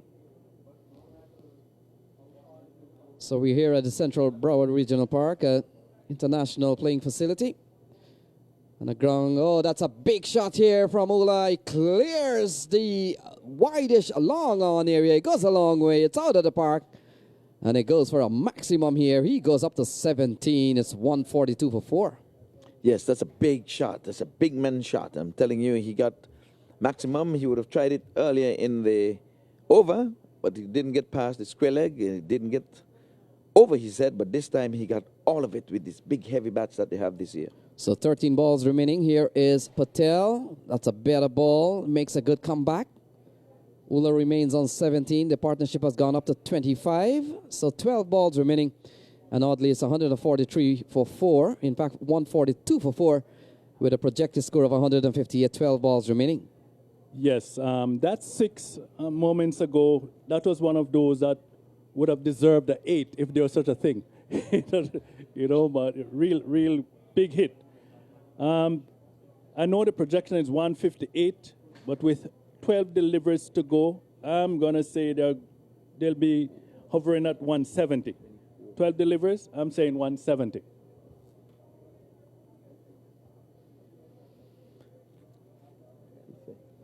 Regarding the Afghanistan team, you know, when we hear the name Afghanistan, it's always associated with Al-Qaeda or Taliban and so forth. Now it's totally different. When we hear about Afghanistan, we're talking about cricket, the great uniter, you know, uniting the people. And it's good to see that they are playing not just cricket, but great international cricket. Yes, oddly. So 12 balls remaining. Chris Santoki has been given the ball. 3 overs, no made, none, 1 for 24. And so 12 balls remaining here. It's 142 for 4. And yes, oddly, you're right on that. Outside of the 10 test playing nation, all the way from Australia to Zimbabwe, you've got a pair of 2 top teams playing good cricket these days. And of course, you know where I'm going with this. One of them being Afghanistan and the other being Ireland. So if ever the way the setup is, it won't be long before both Afghanistan or perhaps Ireland and even Scotland be granted full one international status. And so you're right on that. Amidst the certainly the problems, the civil problems that Afghanistan has, and with the whole issue of how unsafe the Middle East and certainly Asia has become, one suspect that one of the bright things about Afghanistan is that the cricket team has arose and have climbed the associate ladder quite well in quick time. Mm-hmm. And one of the things with the Afghanistan team that I have in common is Captain Mohammed Nabi. We share birthday, not the same year, but New Year's Day. And not too long ago, a couple of weeks ago, oddly, on that same note, we saw the Nepali national team here in the United States. They were in Texas, and they won the 2X series out at Musa Stadium. So we're beginning to see some of the associate playing nations coming into U.S.-based tournament. Yes. So ball played up towards a wide-ish third man area, trying to get an improvised shot in, a shot that goes not horribly wrong, but certainly not quite well. And they pick up a couple of runs at 145 for 4. What went horribly wrong there was the overthrow. It was very unnecessary. But oddly say his birthday is on the 1st of the year. I don't think I want to be having a birthday on the 1st of the year. When that first day would have gone in the year, you have to wait until the whole of next year for another birthday. My word. So 9 balls remaining here. Ula is on 19. 38 to Hassan Raza. A big swing and a miss. And now they will go through for what could be a leg bye. We'll wait and see. In fact, bye is the call. And as we have alluded to during the course of our broadcast here in a couple of days, that's a fielding error. Yes. Not going against the bowler. It's a bye. Yeah, so but I can tell you what happened there, because Lyndon Simmons is reserving his strength for the batting, because if he would have been more alert and aggressive, he would have prevented that single. So 8 balls remaining, and I wonder if we're having any athletics today. Well, we have to get with Trini to get some noise starting outside, because that's how it started last night, with a big argument who was quicker. And like we said, 2 horses in the race, somebody has got to come second. You were saying last, but it was a first and a second. So Indian Lions battling U.S. All-Stars. The news, Al Masafi is into the final. We see what a weird way to get the ball back to the bowler. Lyndon Simmons, that wide third man, throws the ball all the way to long on, all the way to the fence. And then that ball comes back to Santoki. Never seen one of that. And he had a stare down from the umpires, like, are you deliberately wasting my time? Oh, we've got to be careful in these days of international cricket. Oh, cut away. Nice looking shot. Driven through the offside from Hassan Raza. And he picks up another boundary. It's 150 for 4. Yes, Santoki guilty of overpitching there, going full to the bat. He has got to hit the turf. And we are asking the question now. Would this be the last delivery we are seeing in the tournament from Santoki? We'll have to watch and wait. He'll have to win this game to get into the finals. If not, ladies and gentlemen, we're going to ask him to take a bow. So the 20th over is going to be coming up now. It's going to be bowled by, we're going to check that in a minute. But in the meantime, the 150 has come up on the board. And like I said, the U.S. All-Star would have won the toss, elected to bat, trying to pose a total. So we're still looking to see who's going to be bowling. Oh, Danza Hyatt. Every time he comes on to bowl, as of last night, he was always in the wicket column. Already he's in the wicket column, getting a wicket, I think was with his first ball. Yes. Yes, and now Ricardo Powell has entrusted everything into the hands of Danza Hyatt, known for his batting, but he had a possible hat-trick last night. A little change where Hyatt is concerned. Now he's known by his exploit as a bowler. So 6 balls remaining here, 150 for 4.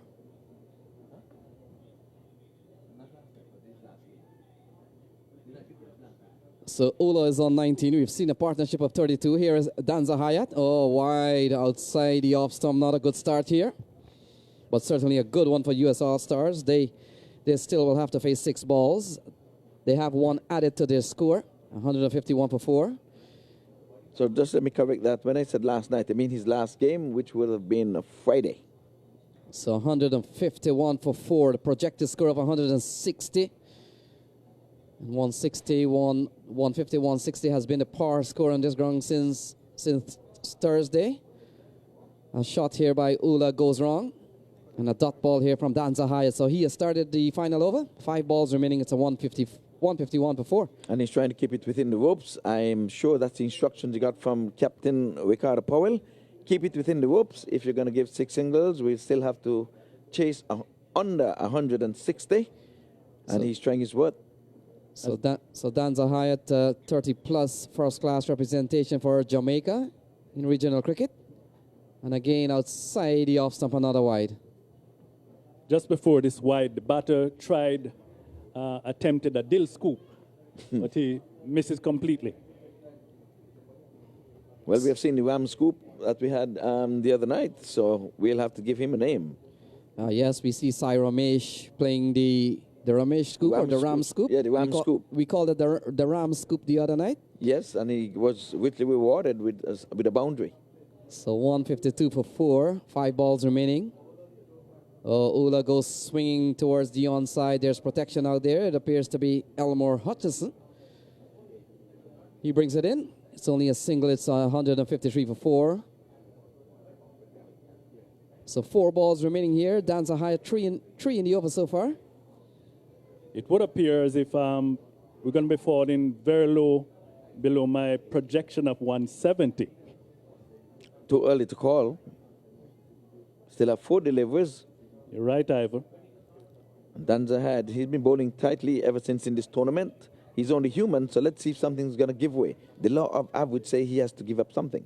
So Raza continues to bat well in this tournament. He has crossed the 50 a couple of times, and now he's not far away from a 50, but may not have the opportunity or the balls to really get to that. He goes up to 43. It's 154 for 4. So shall I sit or should I remain sitting or should I stand? Well, I think you can sit for this one because we're just 3 balls away. And so he may not be afforded the privilege of really moving on to get 50. He's 7 away with 3 balls remaining. And the fact is he's not on strike. So Ula, he's on 20. Oh, that's a big shot. That could clear long on. In fact, it does. Stephen Taylor looks up and it goes overhead. And it goes for a 6. A well-played shot here from Ula. He goes up to 26. It's 160 for 4. Okay, so 2 balls to reach 170. 2 balls, 2 sixes. can be done. 6 and a 4. So Danza High at number 5. A couple of balls remaining here. 10 in the over so far. And certainly a good over so far for U.S. All-Stars. Indian Lions would certainly like none of it. And a ball outside the off-stump beats Ramdin and it goes away. There's your 4. And so there's your 4 order. You just need a 6. Just and need a 6. Buys. And this one went to the legs of Ramdin. And I can say now, I'm going to count this as my second batter who will be stalled in the 40s. So I can say. So 164 for 4. You got that? So last ball coming up, 14 in the over. Certainly not a good one here for Indian Lions. Amar Ula on 26, a partnership of 46. Final ball coming up. Here is Danza Hyatt. He runs in from the CBRB Pavilion end. And outside the off stump, will that work? In fact, it is a good ball. 164 for 4. A dot ball, ladies and gentlemen. Final ball, a dot ball. So I fell short by some 6 runs, 164. It's a good score, but I would not say it's a daunting score. You know, it's something, we're looking for something 180s, 190s. Ivor? Yes, well, I thought all along this wicket is 175, 180 wicket, but here it is. We have 2 champion teams. They've worked their way into the semifinals. They would have posted 164, means 165 for the victory. I'm going to say it again. The winner stays to play the final, getting a chance at $50,000. The loser will go home. But they will not be going home empty-handed. From the quarterfinals, they're going to be getting some moiety, and it's even bigger to get into the semifinals. You know, money is a motivation. You know, we say money make the horses gallop. Makes the mare go. Yes, All right. Indeed. And sometimes it costs to do the impossible. So let's see what's going to be happening when the All-Stars, is the All-Stars going to So we're looking at the 2 umpires going left, right, like 2 soldiers. Left, right, left, right. Government boots, I'm telling you. So once again, we just want to say thank you to ESPN for carrying the streaming live, coming to you from Central Broward Regional Park. And we know people all around the world, lots of viewers, and it's gone into the millions, I've been told. So for the folks who are in the vicinity of the Central Broward Regional Park, which is situated at Sunrise Boulevard, West End, 441, State Road 7, if you may. We're asking you to grace us with your presence. There's still plenty of spaces in here to be filled. And you would have just heard Lenny Archibald, Audley Watson, and yours truly, Ivor Henry. And we are going to be taking you to your bathroom to take a bathroom break, if you may. We'll see you in a moment.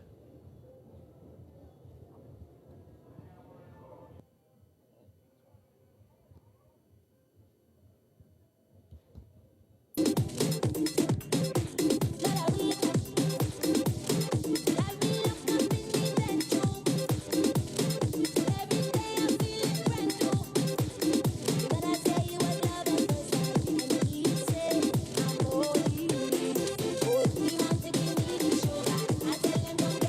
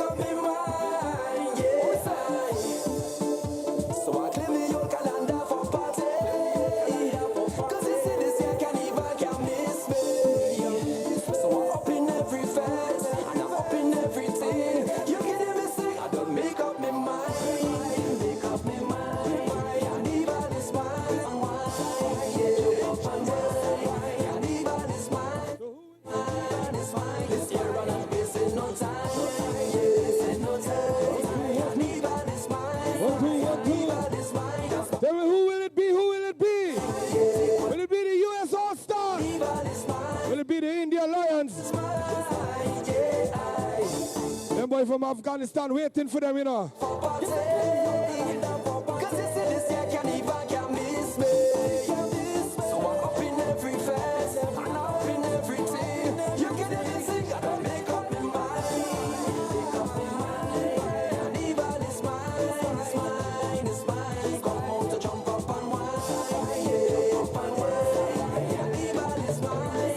Today I'm telling you, today I'm telling you, since I reached in this sweat is non-stop walking, yeah. Come out to live my life, but make up, Big up my friend Obi every time. yeah. Tell somebody bring the eyes. When I put up my right hand so, put up my left hand so, I can't describe this feeling inside. I must take a wine on you when you whine and go down, down low. Baby, go down, down low. Can't think of nothing else that I want you to do. Push back on me, I want you to. Push back on me, I beg you. Push back on me, I want you to. Push back on me, can't go down, down, down when you whine. I want you to. Push back on me, I want you to. Push back on me, I beg you. Push back on me, push back on me. This is how I is jam. I just want you to. Push back on me. When you hear this one, give me waist like if you like. This is how I is jam. I just want you to. Push back on me.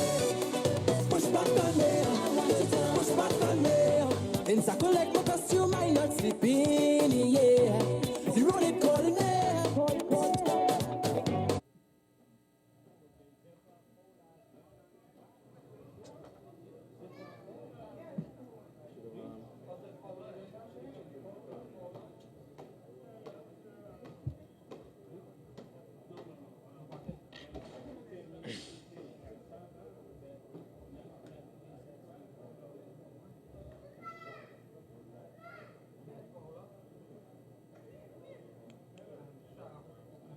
For bowling, number 16.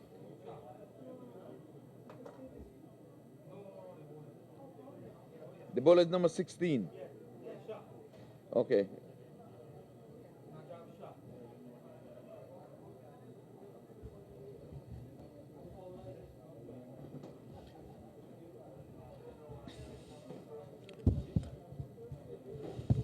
So Shaw is the bowler. And who is taking first knock? Stephen Taylor?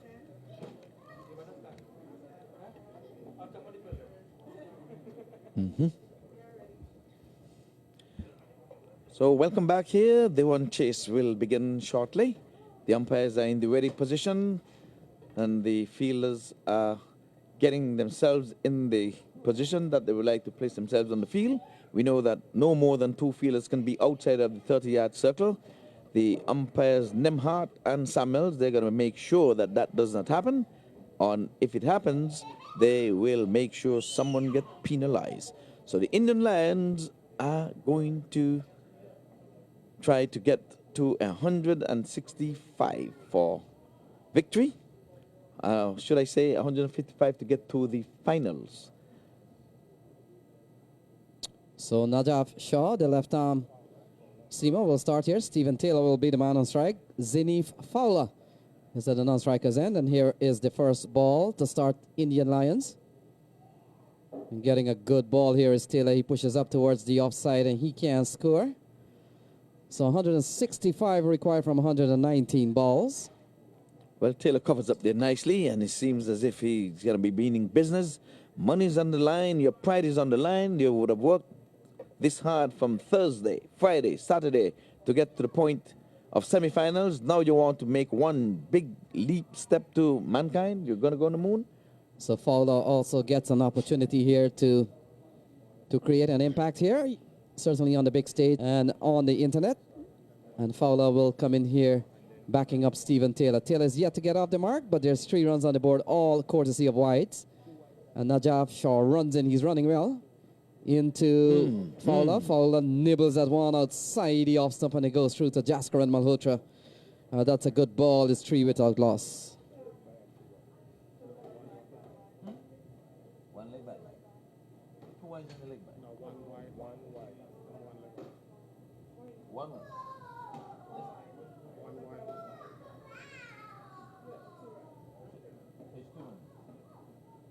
Can you get some coffee for my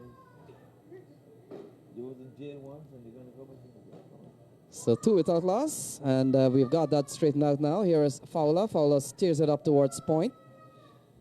And always a busy area, high trafficking area. Ivor? Yes, always, always. And that's the position where you put your more alert fielder for a better term. So Gajanan Singh. Fielder. Gajanan Singh out at backward point. Very important areas in the earlier part of any innings. Fowler is yet to get off the mark. He's only faced a couple of balls. Taylor has no run on the board himself, and a couple of runs on the tins here because of extras. Oh, he gets a good ball, turns it out towards backward point. Field is coming around, will not get there, and it goes away for 4. So Fowler gets off the mark with a boundary. He's on 4-6 without loss. Yes, and that was a valiant effort there by the man on point. He was always away from him, so it's not going to go down as a misfield, but he gave it all it's worth. He just got over an inch from being a midget. So 6 for none, 159 more from 114 balls. And the winner here will earn the right to play into the final. He'll take on Al Masafi, that we know for sure. And it appears Orlando Johnson has been called up here, so he will come in from the bottom end of the ground. And Ivor is still anybody's game here with 6 on the board. Yes, indeed. And like you say, these two teams would have earned their way here. They did not get here by getting into the bag and pulling a lucky number. They would have been working hard from Thursday, Friday, Saturday, and trying their best to raise that coveted trophy. We would have seen it over there. I think it would have weighed somewhere in the vicinity of some 30 pounds. But again, let's just go ahead and give the umpires a really big round of applause. They've been really outstanding. They've been on time. They've been, making decisions which we all are in favor of, because we have not seen too many where the batters would be really disappointed. We would have seen some disappointment from the batters, but when asked, they were more disgusted with themselves than with the umpire's decision. So Johnson starts, ball played away here by Stephen Taylor. He gets off the mark and he'll come back for 2. So 2 to Taylor, 4 to Fowler. And they've made a good start here, a very safe start, one would say at this point. They're 8 on the board, no wickets yet. And yes, coming back to the umpires, the umpiring standard this tournament has been at a very top level. Out in the middle, we see Wayne and Samuels. But a birdie just picked me in my ear and said, you know why was it at such a high standard? Because the umpires were aware that they were on ESPN. So 8 for no loss. Stephen Taylor on 2. Fowler is on 4. There you go. And in these days, you never know. Contracts are going up all around the board. So when you're on show, you have to give of your best. And you know the saying, when you would have given of the best, that's a good-looking shot. Good-looking shot here from Stephen Taylor. And he goes for 6 over the onside, and that's a lovely shot for 6. Yes, indeed. The first maximum of this inning in the run chase. So Taylor briskly move on to 8 from some 5 deliveries. But I was going to say that when an umpire would have done his best, not even angels in heaven can do better. So Stephen Taylor goes up to 8. A big scoring shot. Fowler is on 4, is 14 without loss. 151 more to win from 112 balls. We're in the second over being bowled here by Orlando Johnson. And so far he's given up 8 in the over so far.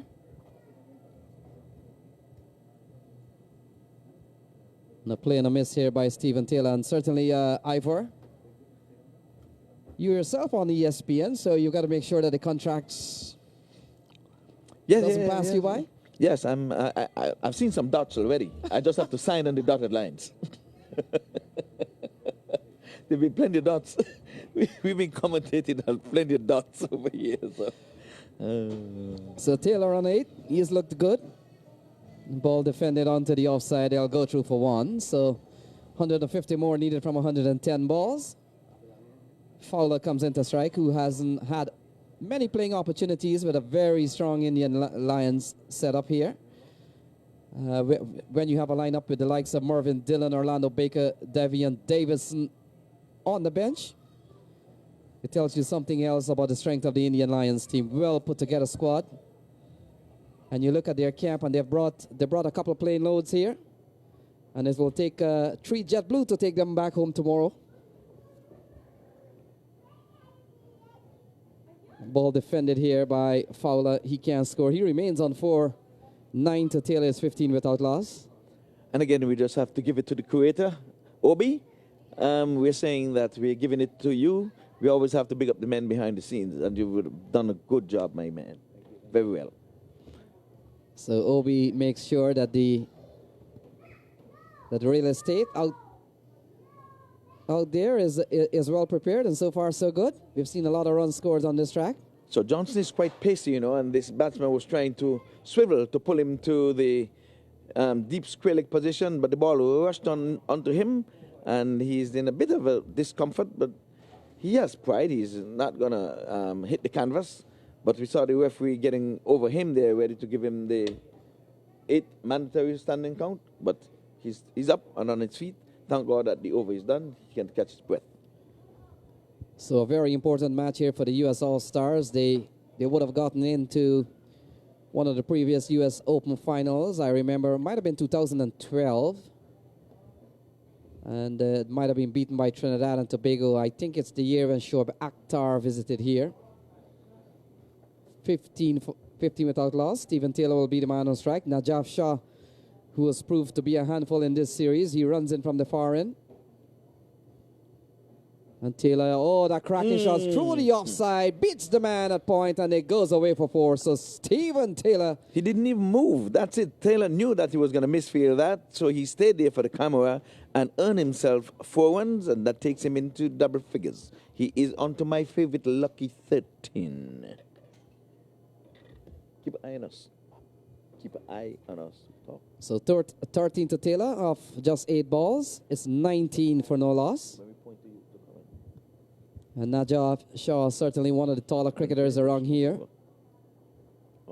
Got mistaken for Mohamed Irfan by a cricket fan, so had to point him in the right direction. That Mohamed Irfan is 7-something, so can't be him. So 19 for none. Here is Stephen Taylor, 13 not out. And he's getting wrapped on the pad. Oh, he's given out. So Stephen Taylor falls for 13. It's 19 for 1. Najaf Shah strikes here early. Taylor gone for 13. Yes, that one hit him, and Taylor thought he may have been outside the off stump or getting a little high, but umpire Samuels thought that he would send Taylor on his way. But Taylor was beginning to look good, but he fell for the unlucky 13 from 9. So the first wicket in the run chase would have gone 19 for 1. Taylor walks back a dejected man, disappointed in either his play or the umpire's decision. Either way, he's not a happy man, but he's just have to kneel and pray and hope that his team get over the line, or else this would be the last we're seeing of Taylor in this 8th year of the U.S. Open competition. Once again, the goat mouth of Ivor. Just mention the unlucky 13, and there goes Taylor.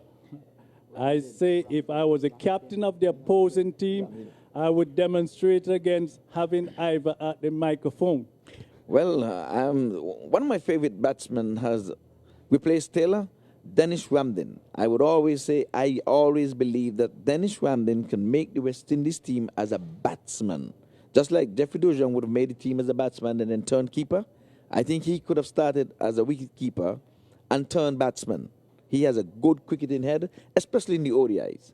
We are asking for Craig Brathwaite to be in the team, to just suck up balls. But a guy like Ramdin, that's the guy I would have in my one-day team. Especially he was spotted by the great Sir Viv Richards himself, So we want to have Ramdin in the ODI team. Yes, so Shah comes in, bowls him, and this time he's covering up, playing it back along the track on the onside. And he's not going to gift his wicket away, I can tell you that.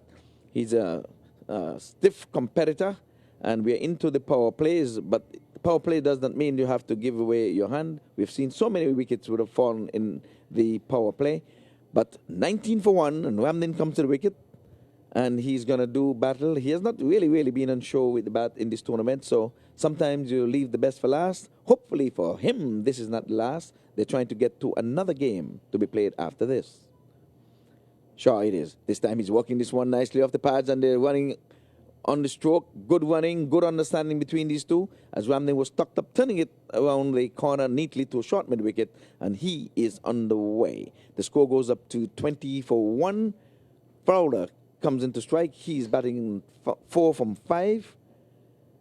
And the partnership has just got underway. It's 1. Taylor would have gone for lucky 13. Yes, Ivor, it's a keen contest here. Dinesh Ramdin is on 1, Fowler is on 4. They've lost Stephen Taylor. And Najaf Shah bowling at 1 for 10. Dinesh Ramdin, 74 tests, 139 one-day international. So a lengthy representation at the international level for the West Indies. And, of course, we all know he would have captained West Indies on many occasions. It's 20 for 1. Fowler is on 4. He faces up and waits for Najaf Shah, who's had a good series and so far a good game. And Fowler gets a ball. He has to defend. This is good bowling here from Najaf Shah. And so 145 needed from 103 as the third over comes to an end. So 3 gone is 20 for 1. Yes, a successful over there. One in which Taylor, we would have seen the back of him, and Ollie is here to describe. And Ollie, along the way, you can give us some scores with international matches. Okay, lots of international cricket is being played presently. So, in between overs, I'll be giving you report on some of those matches. Pakistan is presently playing New Zealand in a test match. New Zealand was all out for 271. In return, Pakistan bowled out for 216. And in the second innings, Pakistan is not without loss in a rain-delayed play. And so they'll be starting their second innings tomorrow or later tonight, our time. So it's 271 for New Zealand in 83 overs and 4 balls. And Pakistan replied 217 in 67 overs. And they are yet to commence their second innings.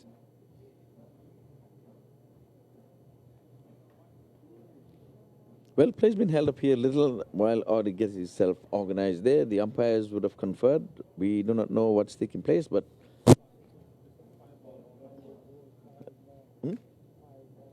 5 ball.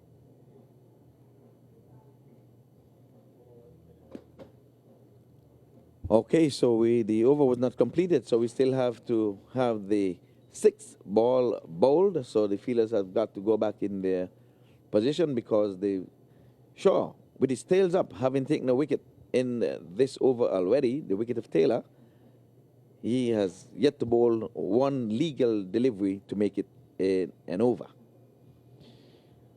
So play resumes here. Fowler on strike, and here is Najaf Shah, his 6th ball. And defending is Fowler. He gets a single up towards the offside, and now for the second time the over comes to an end.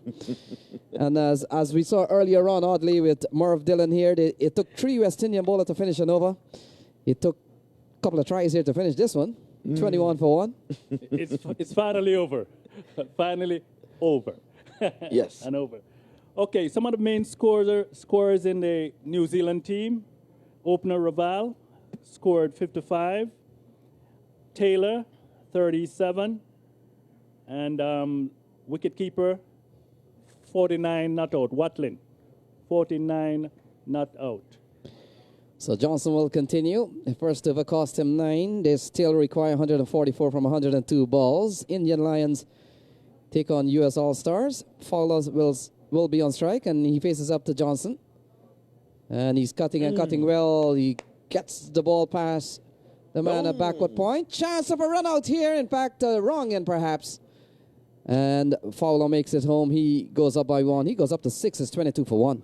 Yes, that's poor winning there by Fowler, though. To be honest with you, that was always 2. He turned his back on his batter, and the man was in the deep, and he was going to take on his arm. Ramney was going back to the danger end, but the Fowler would have settled for 1. When you're in a run chase, you've got to run hard. You've got to try to overhaul that 165. But anyway, it's the man's age. It's 21 for 1. Hold on. So Ramden has Hold on with has been playing at the international level for a very, very long time. Some 74 tests, 139 won international, and not forgetting T20 international. And so he comes in here with certainly a wealth of experience. 22 for 1 here, Ivor. Yes? 24, 21. Let's get it right. 22. 22, yes. So ball played over the mid-on area. Fielder had a play on it. And it goes away for 4 off the bat of Dennis Ramden. He goes up to 5. It's 26 for 1. Yes, you don't really hit Johnson too hard. He bowls with venom. I remember last night what happened when he got hit, man. He started bowling with some venom. But Ramden, like we say, will have none of it. So 26 for 1. Ramden is on 5. Fowler is on 6. And we're in the 4th over being bowled here by Johnson. 139 needed from 99 balls. An asking rate of 8.42. 26 for 1. The ball cut away here by Ramden. They scamper through for an easy single in the end. And Ramden goes up to 6. Fowler is also on 6. It's 27 for 1. Yes, well, good running again between these two. Like we said, they've got the wheels on, 27 for 1. And they are really trying to get to the 165. We would have seen the demise of Taylor already, gone for 13.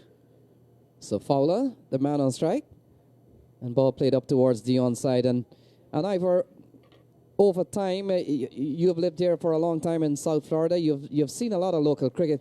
And what I've got to say, and with the likes of Dennis Ramden and certainly Lendl Simmons and some of the top West Indian players in this tournament, what I've seen over the years, observing and certainly being around cricket here, is that sometimes the likes of these international players like Ramden and Lendl Simmons, they come to the United States and their expectation is perhaps underrating local cricket here. And a lot of times we've seen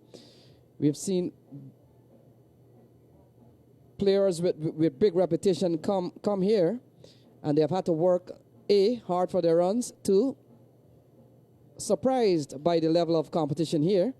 And you know what I'm talking about. And over the years, we've seen the U.S. Open, and the U.S. Open has attracted many international players. Boy, but I'll tell you something, they've had to work for their runs, and if they're bowlers, they'll have to bowl hard for the wicket.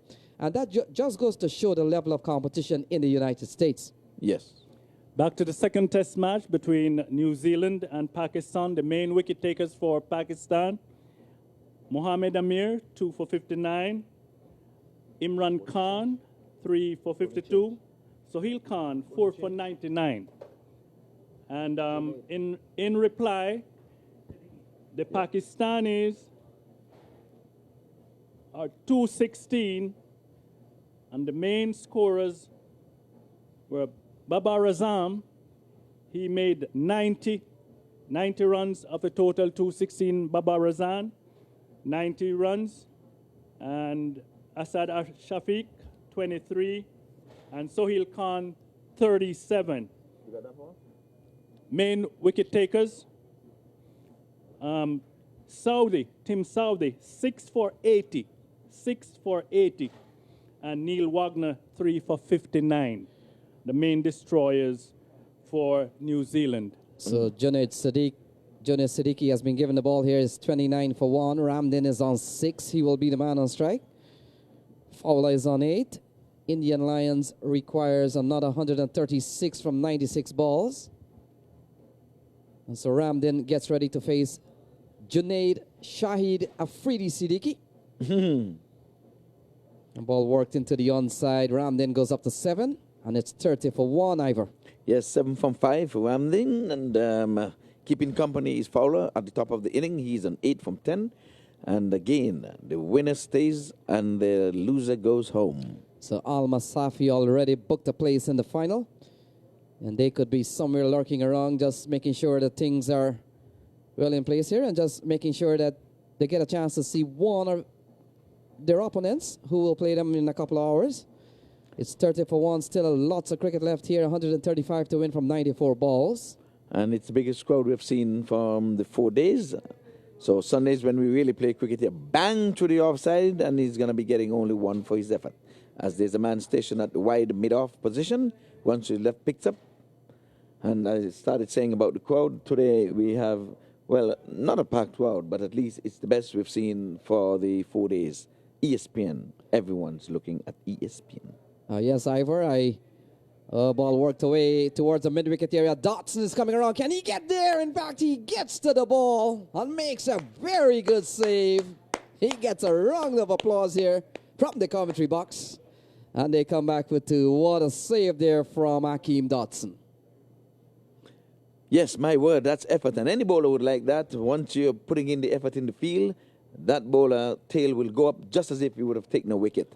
But it was a good stroke there. I can tell you it was all along the turf to the mid-wicket. The fielder, square leg, ran to his left with all his worth in the man of a Usain Bolt, caught up with it, stayed in bounds and rifled in the throw, held the batsman down to 2. So Ivor, straight to mid-off, and that's the end of the Ramden. Ramden goes for 9. It's 33 for 2. Oh, my word, I'm telling you, showed signs of aggression there, but he hit it straight to the man there at the mid-off position, station there, mid-on. Shaw, Shaw, who's been bowling from the other end. So Shaw has had a good feel of the ball because he has bowled some 2 overs. He has bowled, some 2 overs already. Yes, Ivor, but for right now, Dinesh Ramden trying to go over the tallest cricketer out in the middle there and simply didn't succeed, so he's gone. And Lendl Simmons walks to the middle. It's 33 for 2. Okay, let's take a look at this third test match being played between England and India. England, they were all out for 283. And Captain Cook, 27. And Bairstow, the mainstay, 89. Along with Butler, 43. And wicket takers for India was Mohammad Shami, 3 for 63. Yadav, we have 2 Yadavs now. J Yadav, 2 for 49, and UT Yadav, 2 for 58. And Ashwin, 1 for 43, and Jadeja, 2 for 59. Mm-hmm. Okay, so at the fall of the wicket, he has replaced Ramden, one Trinidadian to another. Siddiqui has struck as soon as he gets in his first over. And this time the batters run single. And I would think that Fowler was a little late in getting off the mark there. He has got to do better than that. Lendl Simmons was his call. And as a batter, as a non-striker, you have got to be backing up. You have to be alert. It's a 20-20 over. You have got to be looking to score from every ball. So that was poor cricket on his part. That's twice we would have seen him lapse in his short, brief stay so far. 34 it is for 2. Fowler is on 9. Simmons just reaching to the wicket. He is on 1 from 1. Yet in reply, the Indians, there are 271 for 6. Vajera, 51. Virat Kohli, 62. Patel, wicket-keeper and opening bat, he made 42. And Ashwin is not out presently, 57. And Jadeja on 31. They will resume batting later tonight, our time. So Johnson continues. Lendl Simmons, we'll have to wait and see if he got touch on this one. Oh, yeah. And in fact, he's gone away for 4. So Lendl Simmons, he picks up his first boundary. He goes up to 5 and pushes the score up to 38 for 2 as Indian Lions fight back here. They still need 127 from 89 balls. Simmons is on 5. Fowler is on 9. It's 38 for 2. They have lost Taylor for 13. And they have lost Dinesh Ramden for 9. Couple of wickets, one from Junaid Siddiq and one from Najaf Shaw. 38 for 2. As we see Orlando Johnson from the bottom end of the ground, the pavilion end. And he runs it now to both Lendl Simmons. And Simmons works this one away. Good-looking shot, looking for 2. They're running quickly. The fielder gets onto the ball now. And the batsman deciding that it's safer to stay for 1. And so it's 39 for 2. Simmons goes up to 6. Fowler is on 9. And they have lost 2 wickets. It's 39 for 2, 126 required from 88 balls. Again, Simmons coming in like last night when his team is in a spot of bother, but he looks cool and calm and looks to be the man in form. So 39 for 2 still, and Johnson. Oh, that's a big looking shot here from Fowler this time. Man makes a very good save, and they'll come back for 2. So good looking shot here from Zenith Fowler towards the deep areas on the onside. He picks up a couple. He goes up to 11. Yes, showing signs of aggression, knowing that this is the last over of the power play. He got 2 for his effort, and they're trying to dig themselves out of the woods. 41 for 2. Fowler is an 11 from 13. Simmons 6 from 3, going at a good clip, trying to repair a little early damage, but nonetheless, US, they are trying to keep it within 165. I'm saying that very easy. So 124 required from 87 balls. Simmons gets, in fact, Fowler gets one. He lobs up behind the bowler. He goes up to 12. Yeah, that was a quicker delivery. He rushed him. I can tell you that he was trying to swivel it, thought it was short. He could have been pulling it, but the ball hit the bat even before he knew it. But there was no silly mid off, and the bowler was in his follow-through, gone past that one that went over his head. But ask the batsman, he'll tell you, I deliberately did that. So Lendl MP Simmons. Lendl MP Simmons. And talking of MP, he was the man of the match in one of the games that he would have played earlier. so 123 to win from 86 balls.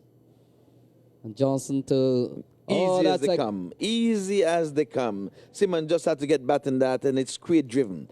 None as pretty as that so far in the inning. Shot of the inning so far. Simmons is racing away. He's on 10 from 4.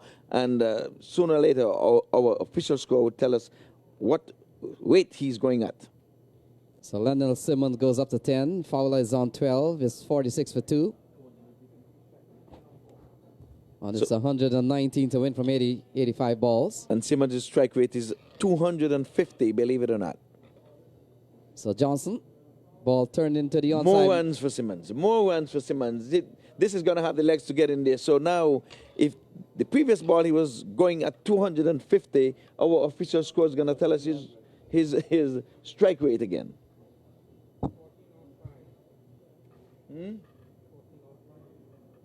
Go. Okay, just to continue with... Will continue the man who has a similar action that of Afridi, or is it the other way around? Afridi has a similar actions to him. So 115 to win from 84 balls.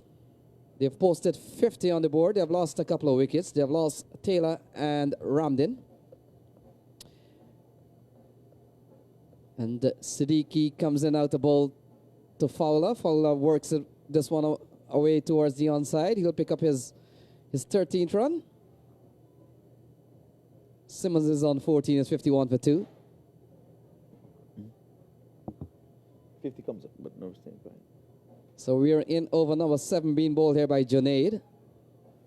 Indian Lions need 114 to win from 83 balls. And this is the second semi-final of the U.S. Cricket Open 2016 installment. Al Masafi, the Afghan boys, they're waiting in the wings. Ball off driven here by Lendl Simmons. He goes up to 15. The partnership has gone up to 19. It's 52 for 2, Ivor. Yes, the 50 came up at a good clip there. And they're needing 113 to get to the 165 mark, thus getting themselves into the finals. So 113 to win from 81 balls. Still 8.37 is the asking rate.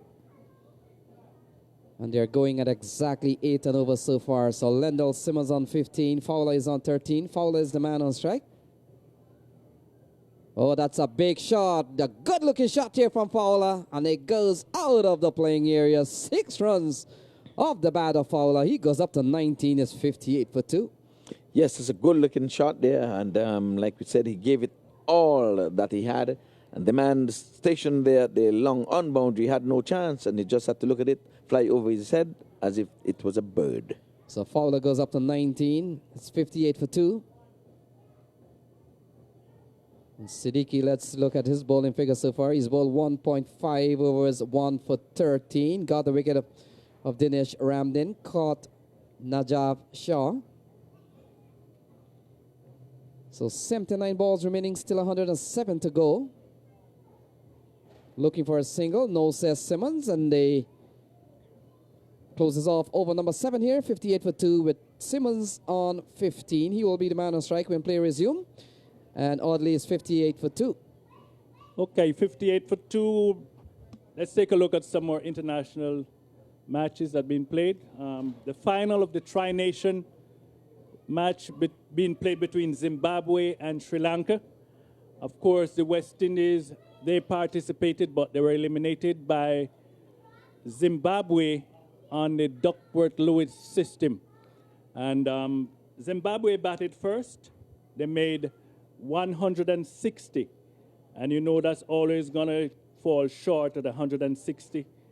And Sri Lanka, in reply, lost only 4 wickets. In reply, they made... Will be the man on strike, and this could be a very keen contest here. Saeed Ajmal, of course, having played at the international level and quite successful when he did.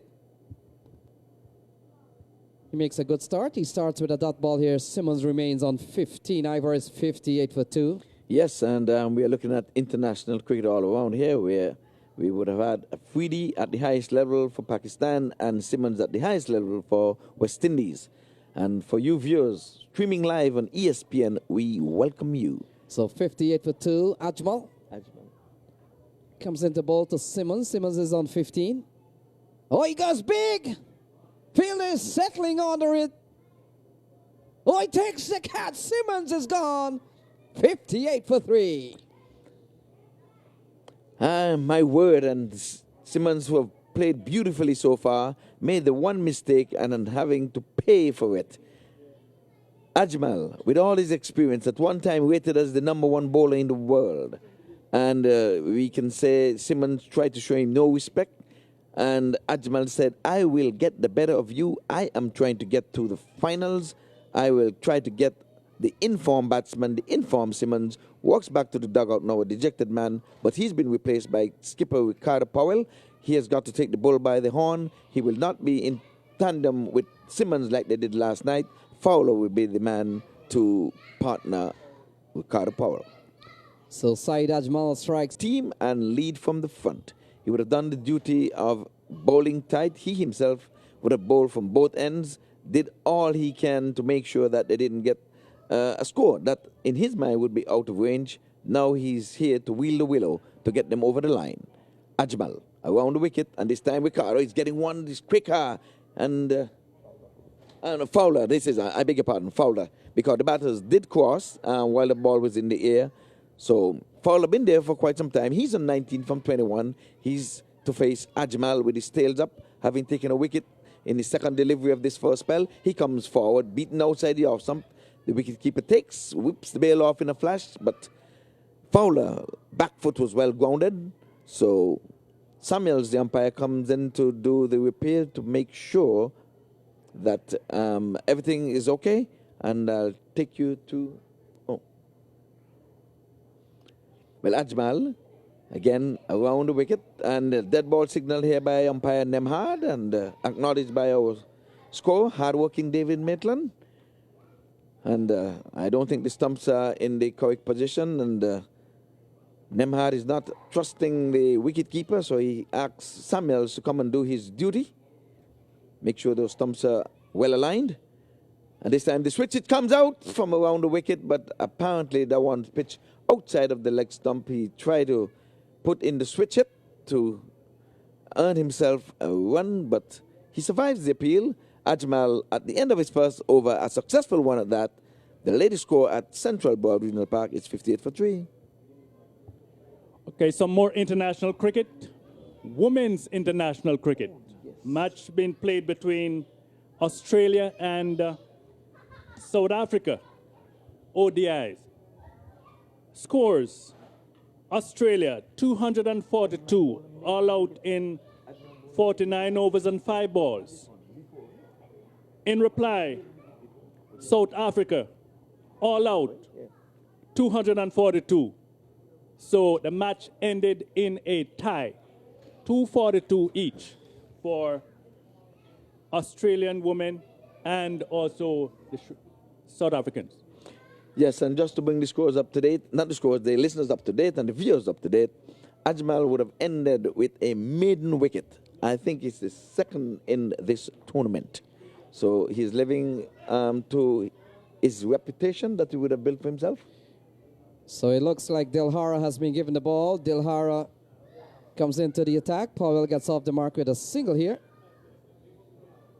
Yeah, he works this one into the onside nicely. The one was making some height in him, but Powell, just with that stroke alone, seemed to be a man in form. He's well composed and he's underway. So Saeed Ajmal, you're right on that. A maiden over, and 5 of those would have been dot ball. And as we have alluded to during the course of this tournament, oh, it's high in the air. What was that? Oh, he puts it down. He was never settled. I thought, I said, even the wicketkeeper could have gone up and catch that. He was never settled. He was chipping.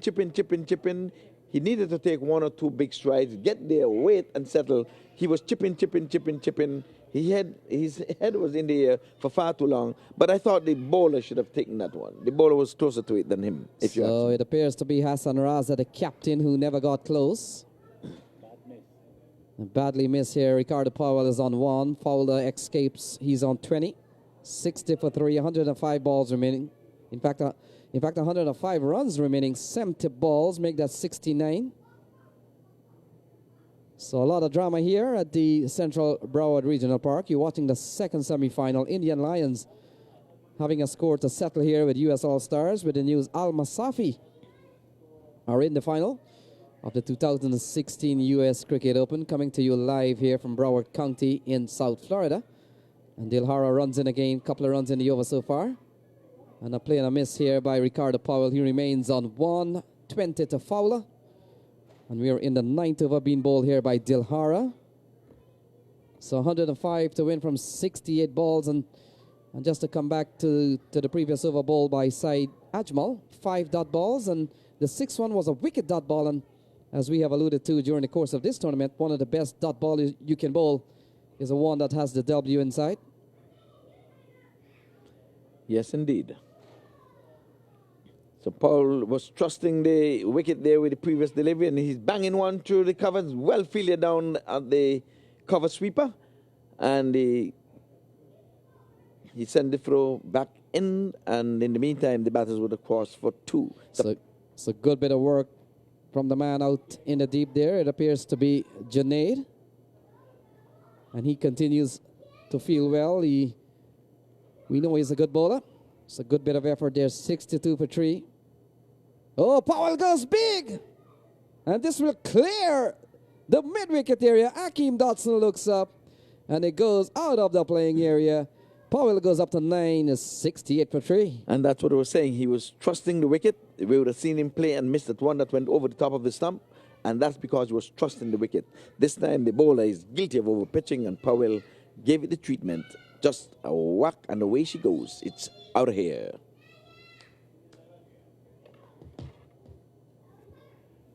Okay, 96 to win from 65. And Saeed Ajmal comes into bowl to Ricardo Powell down the leg side. Will be called a wide. And so a couple will be added to the scorecard here. 71 for 3.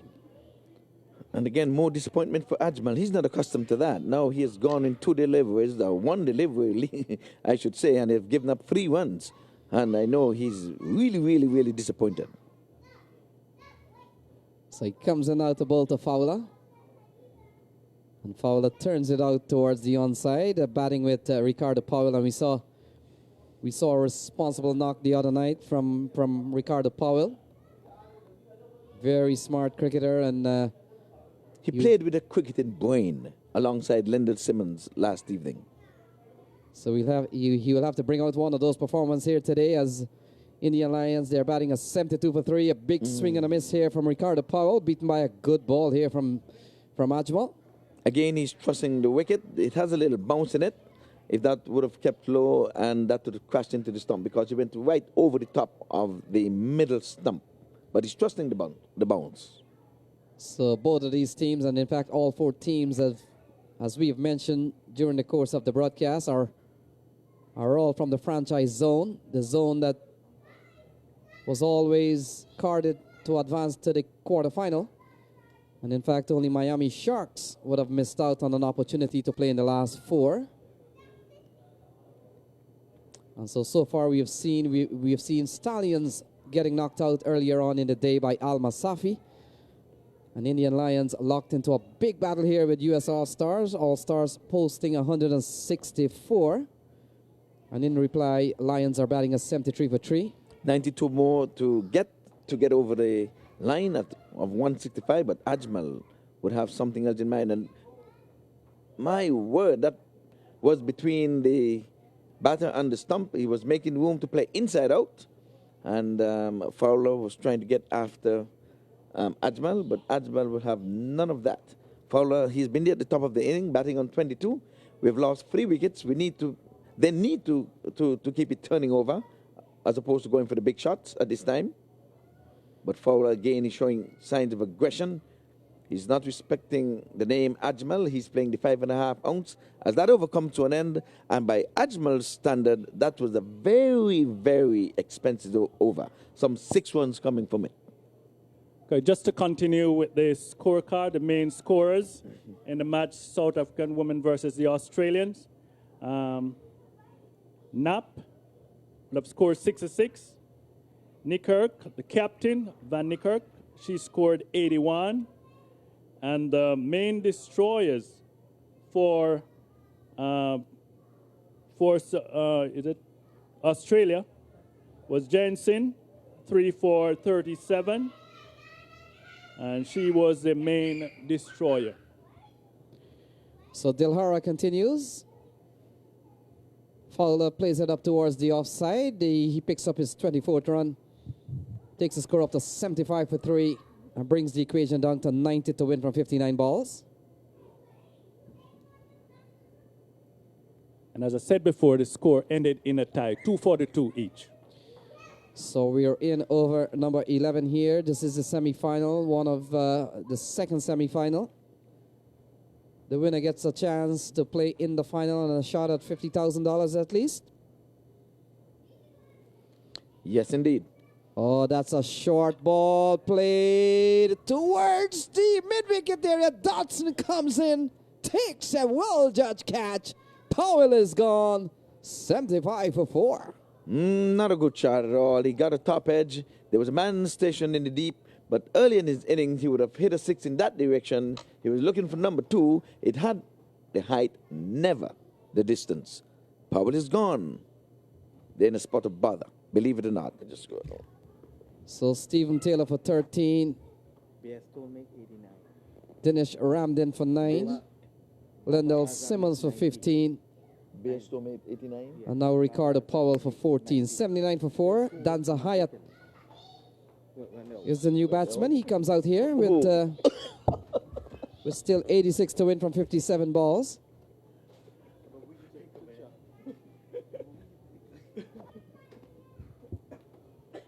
And Fowler goes up to 25. It's 80 for 4, 85 to win from 56 balls. So Indian Lions under some bit of pressure here. We've seen good fight back from US All-Stars. Still a long way to go. 85 to win from 56 balls. And Danza Hyatt, former West Indies one-day international player. He comes in here with a lot of batting work to do here as we welcome Jafar Shaw. And Shaw, U.S. All-Stars doing well here. Definitely, they were doing well. And when we were doing the toss, they did say that we want to bat first because we have a strong bowling attack, and we're going to rely on that to control the Indian Lions from running away with this, because they do recognize that the Indian Lions have a good batting lineup right up to 11. So a ball played up into the offside. They're running quickly, realizing that every run counts. Hyatt gets off the mark at 1. Fowler is on 25. And the equation comes down to 84 to win from 55 balls. Still one more ball to finish up over number 11 here. And Fowler, he has really taken the opportunity, the limited opportunity he has had with the Indian Lions this year to really post a good score. He's on 25 not out. And he defends. So that concludes over number 11. It's 81 for 4, still 84 to win from 54 balls. It's definitely a challenging task, but it's not an impossible task because the way their batting lineup is set up, anyone can click and anyone can have 2 good overs and the game will change. So Dilhara bowling at 1 for 17. We've also seen wickets from Najaf Shah, 1 for 11. Junaid, 1 for 13. And Saeed Ajmal, 1 for 6. Oh, he ducks bat still in the way. That completes over number 11. It's 81 for 4 Shaw and then 84 to win from 54 balls. Yeah. Take it up, Shaw. Yeah, it is. It is an interesting game. I think the U.S. All-Star is really showing their strength at this particular time to manage the middle over of the games, which are the crucial overs we call, as the game usually breaks or opens up in terms of positioning the team for target score or winning score by or defending score by the fielding team. So middle over, I think they're capitalizing on those so-called Saeed Ajmal, Junaid Siddiqui, and Dilhara to bowl well and keep the score, Indian Lions from running away with the score. Well, here's Sean Qureshi taking up the attack from the pavilion, and 88 required of 54 balls, and Qureshi left orthodox spinner has been bowling well on the domestic circuit here in the United States. And that's a good delivery on and about the off, something in away from the batsman.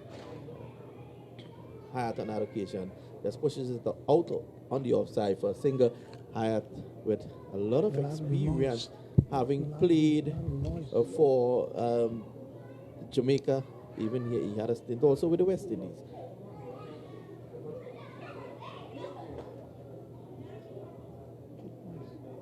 Yeah.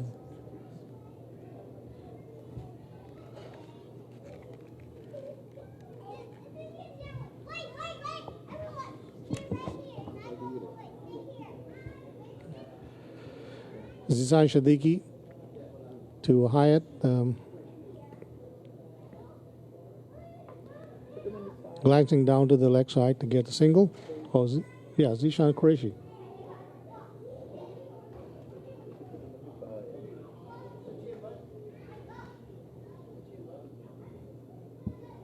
There's a delivery outside the off stump. Qureshi dragging him wide, but there's enough on that one to go for 6. Wide outside the off stump, and Fowler on that occasion being able to fetch it and put it over the long on boundary for 6. Fowler, of course, lucky to still be there. Put down early on by skipper Raza.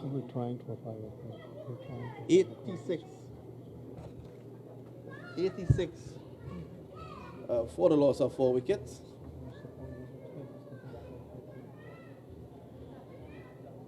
Qureshi, who was a member of the Ghana Amazon Warriors during the CPL.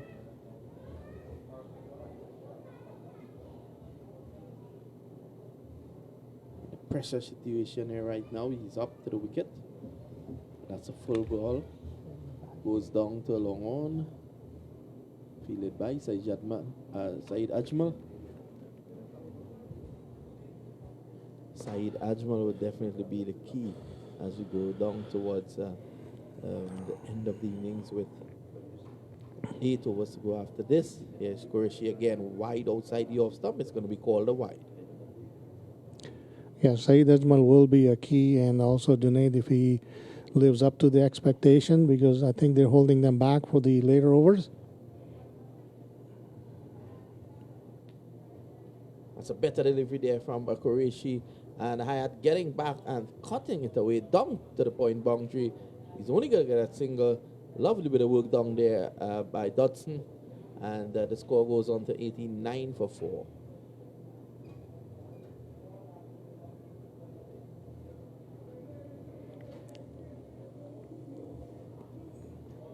Delivery outside the off stump from Qureshi, not really getting much turn at this point in time.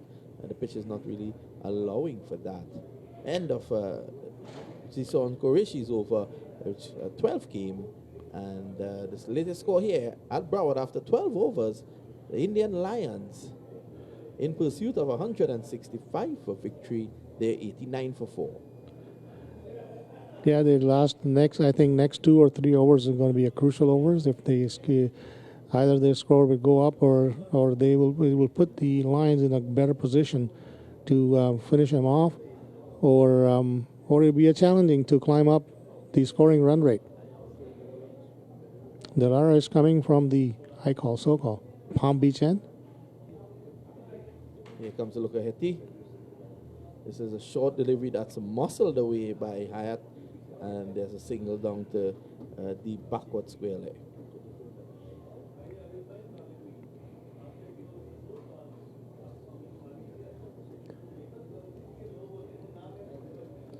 The Flower delivery, and Fowler fetching that one from outside the off stump. He pulls it away through wide mid-on down to the boundary for 4, and that's a welcome boundary there from Fowler. He goes on to 32, and the score 90 for 4. Yeah, that was a very timely hit. He could have hit it high, but I think he played very sensibly to try to hit the ground shot instead of pulling it up for 6.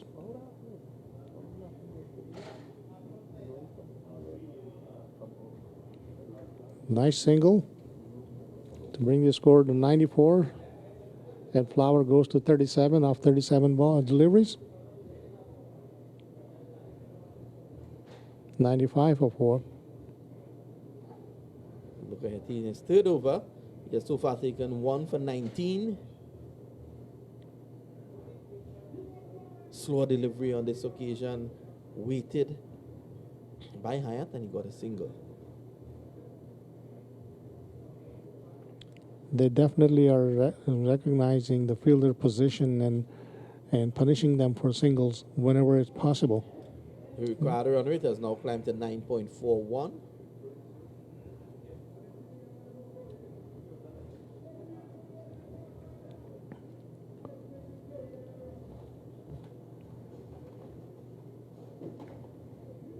Look again, a short delivery.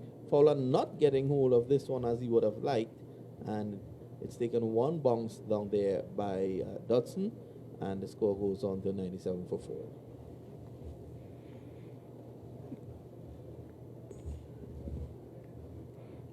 I think it's a pressure time for both teams. These middle overs are or late overs are very important. Slow delivery again from Lukaheti. Down to Ajmal, third man. There's a single.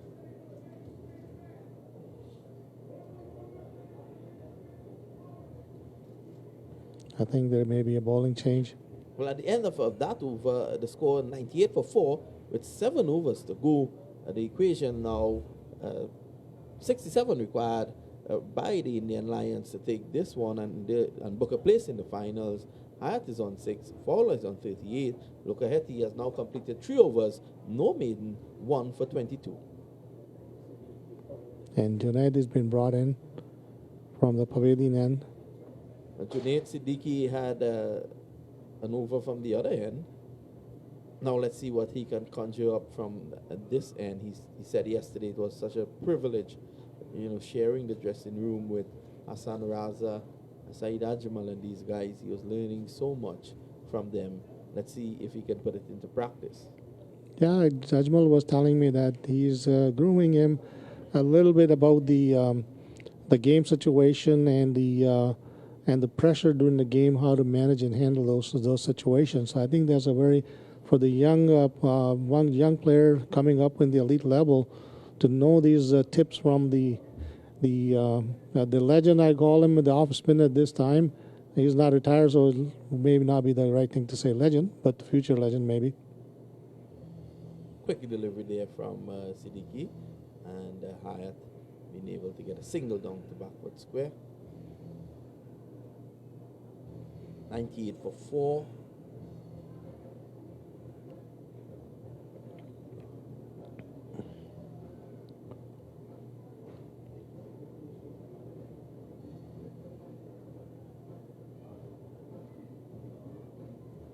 .66 to win, still 6.5 overs to go. Siddiqui with a straight delivery on that occasion, just giving himself some room was Fowler, and he was able to pull it down to the man at the long on boundary, which is Ajmal, who still has, I believe, 2 overs to bowl, and that could be key to the outcome of this contest. Yes, and Junaid is a key at this particular time. If he keeps the ball down, Not a quicker delivery, and Siddiqui is off. He's doing the fielding to his own bowling. Only a single. single won't hurt them.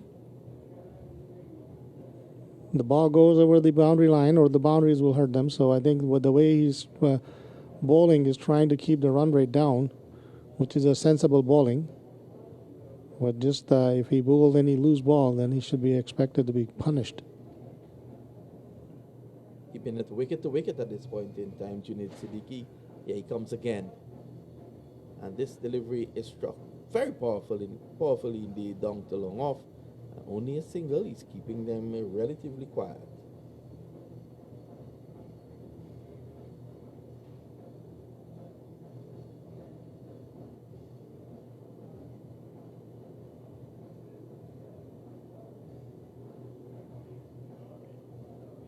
Siddiqui again, another straight delivery, not trying to impart any spin onto it whatsoever.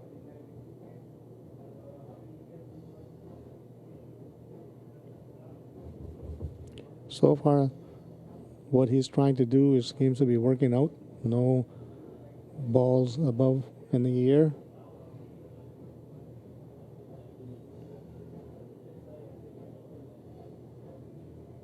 This one rushes on to the batsman, skids on to him. Fowler getting a single. He has now moved on to 41. And at the end of over number 14, the score 104 for 4. Remember, the target is 165 of 20 overs. The required run rate is climbing up a little bit from 8 to 10 now.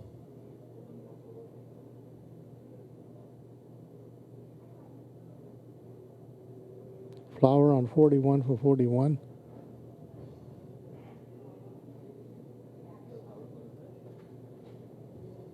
There was some messages being sent by captain.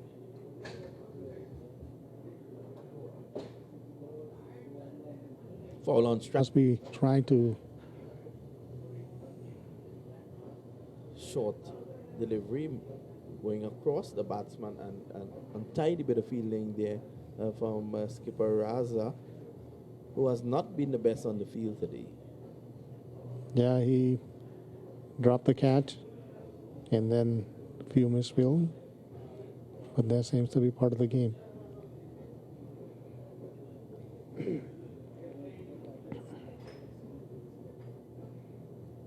Oh,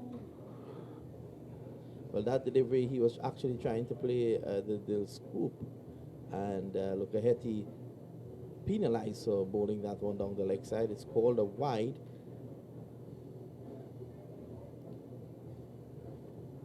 Something seems to have gone into the eyes of wicketkeeper Jaskaran Malhotra. Getting some assistance there from Qureshi.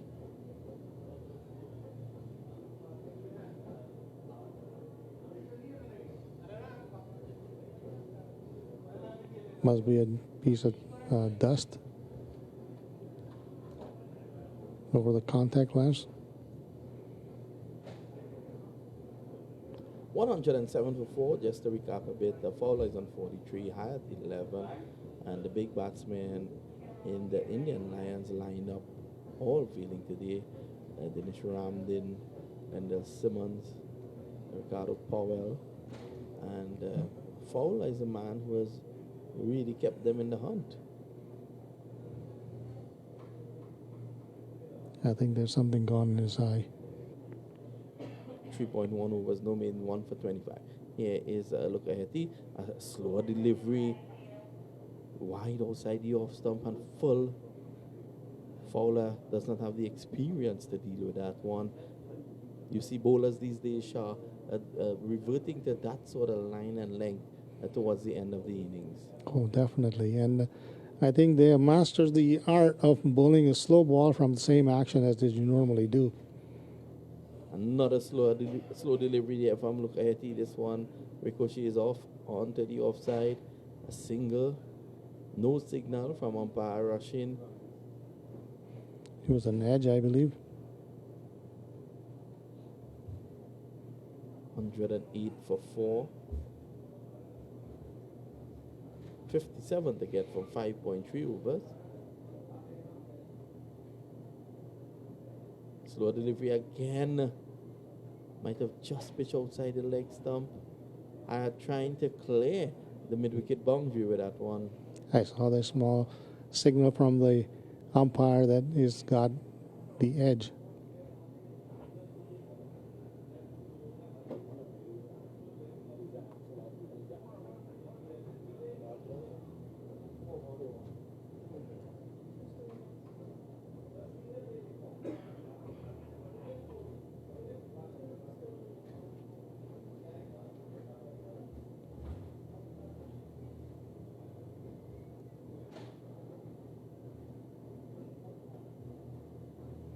It's in the air now. Peeling off the outside edge, and the fieldsman down there not judging it well at all. He waited on it, and in the end he found that he was short, and the fielding here from the US All-Stars has really been less than impressive, as the Indian Lions, they have now reached 110 for 4. That occasion, that was not a slow delivery, one of his regulation deliveries, and had played across the line. It took the leading edge, went high in the air, and the fieldsman down at the backward point boundary, not able to gather. This is a few that they put him in the air, and it's another chance to be missed. Okay, again, and this is gone. This is a huge hit by Dan Zahayat, a big man, and he has cleared the boundary. 6 runs. Score goes on to 116 for 4. And that's the end of over number 15. I see the frustration on the, and maybe 2 overs from Najaf will take it to 4, and it becomes 1 loose over. Somebody's going to come and bowl that one. Well, it's Ajmal, So, Ajmal and Najaf, the men they're depending on now. yes. Ajmal so far 2 overs, 1 maiden, 1 for 6. Very impressive indeed. Indeed.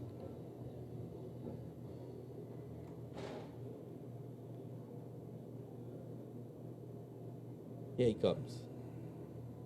This delivery is just on and about the leg stump. Fowler trying to hit him out of the park. But the quality that Ajmal possesses, he was not able to do that.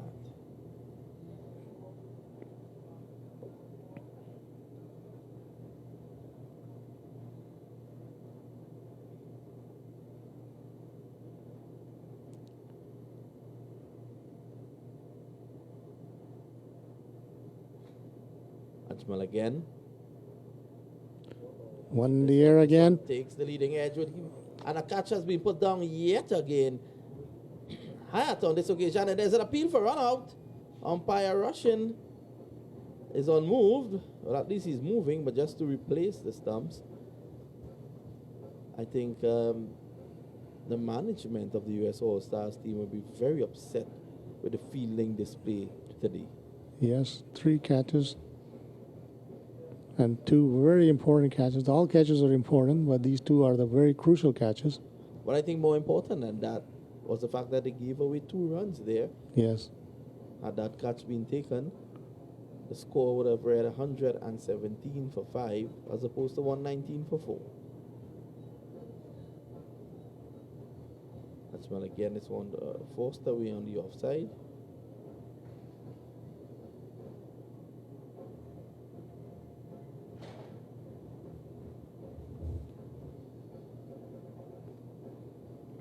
120 for 4. Ajmal gathers his thoughts and comes in again from the pavilion end. Quicker delivery this time. Just a single.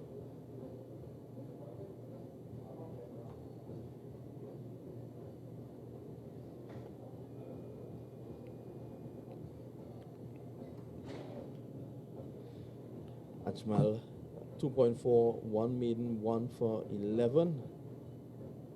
And Hyatt tries a reverse sweep, and that's a confident appeal that has been turned down. Danza Hyatt on that occasion trying the reverse hit. And Ajmal questioning the umpire now as to what really transpired there. He's not happy at all. I don't know what happened there, but umpire has the best look, and his judgment is final.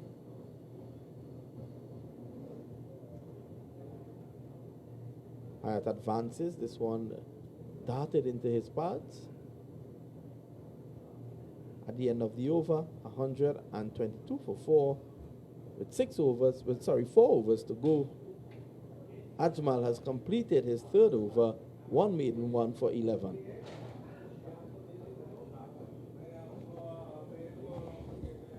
Well, Lenny.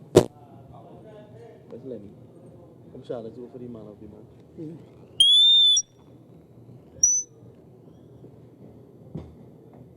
Hyatt is on 22 not out. Fowler is on 46. We've seen a good partnership here between the pair. He's gone up to 47. And Indian Lions locked in a battle here. 43 to win from 24 balls. Asking rate 10.75. Najav Shaw, it appears, gets a second spell, and he comes into ball to Danza Hyatt. He gets an outside edge, and he goes away for 4. So the score will go up to 126 for 4. Hyatt goes up to 26. And the ball getting an edge down the third man area, oddly. I think they are really going good at this stage.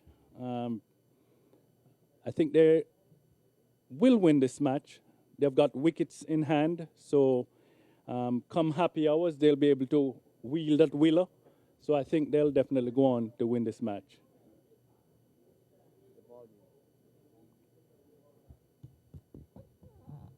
So 126 for 4. 39 to win from 23 ball. Another run says 38 from 22. And Danza Hyatt goes up to 27. They've batted well. In fact, 52 is the partnership. And a partnership here between Fowler and Danza Hyatt. Keeping hopes alive here for Indian Lions. US All-Star posting 164 when they batted. And now it's 127 for 4. Fowler on 46, the man on strike. And Najav Shaw, who's bowled relatively well and will come in from the far end of the ground, oddly. Yes, I'm not trying to make excuses for the fielders, but I think a couple of those catches, they were running straight into the sun. So ball played up towards the onside. They go through quickly for a cheeky run. And Fowler goes up to 47. It's 128 for 4.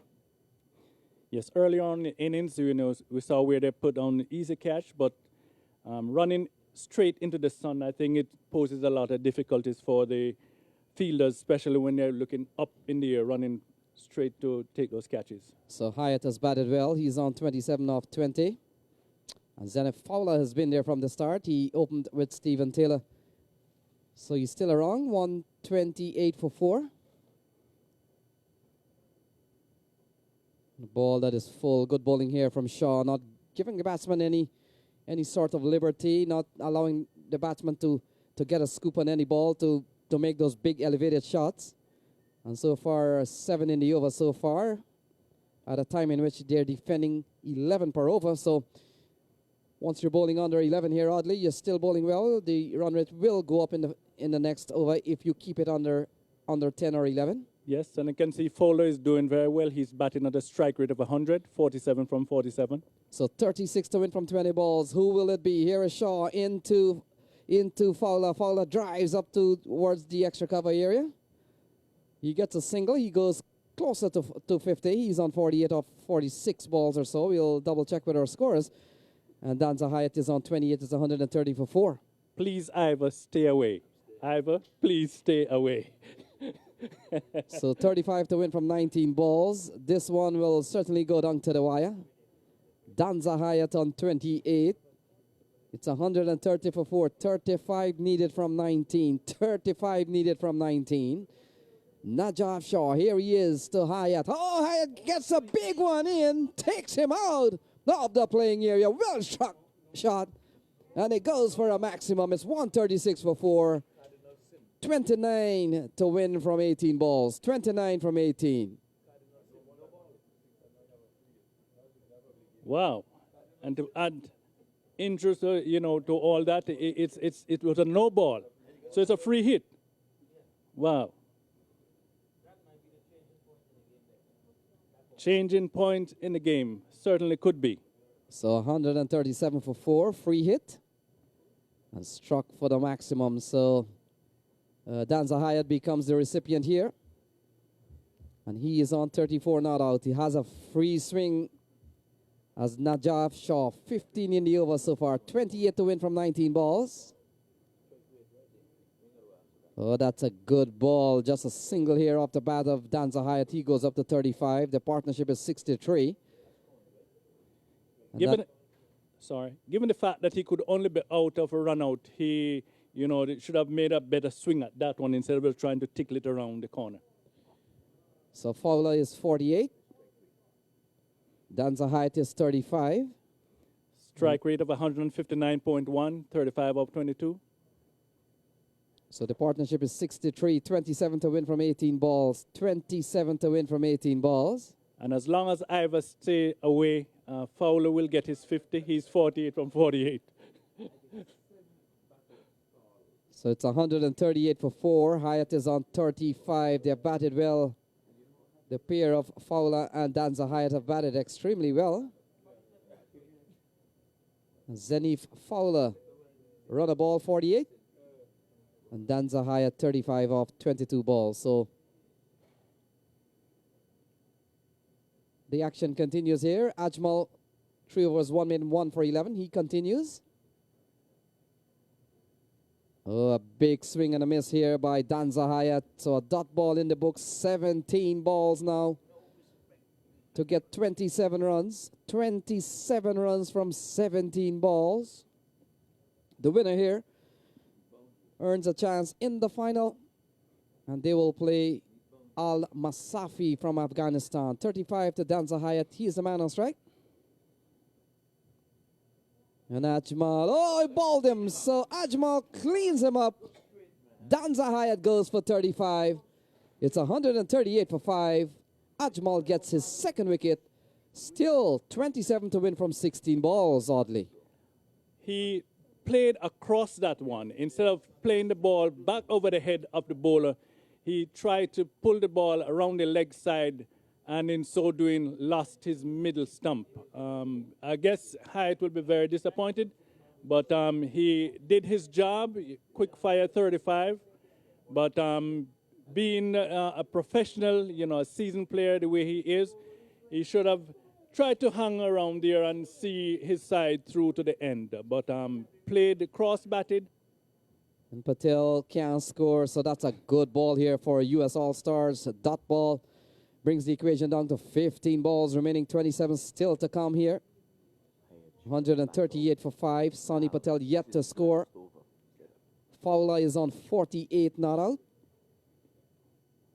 And Saeed Ajmal, here he is to Sonny Patel. And Patel guides this one away up to third man. They're running quickly, running up towards the boundary. Field is giving chase, and it, in fact, it rolls in front of him. And it goes away for a much-needed boundary here for Indian Lions. Patel gets off the mark with a boundary. He's on 4, and it's 142 for 5. You're making the equation a little better.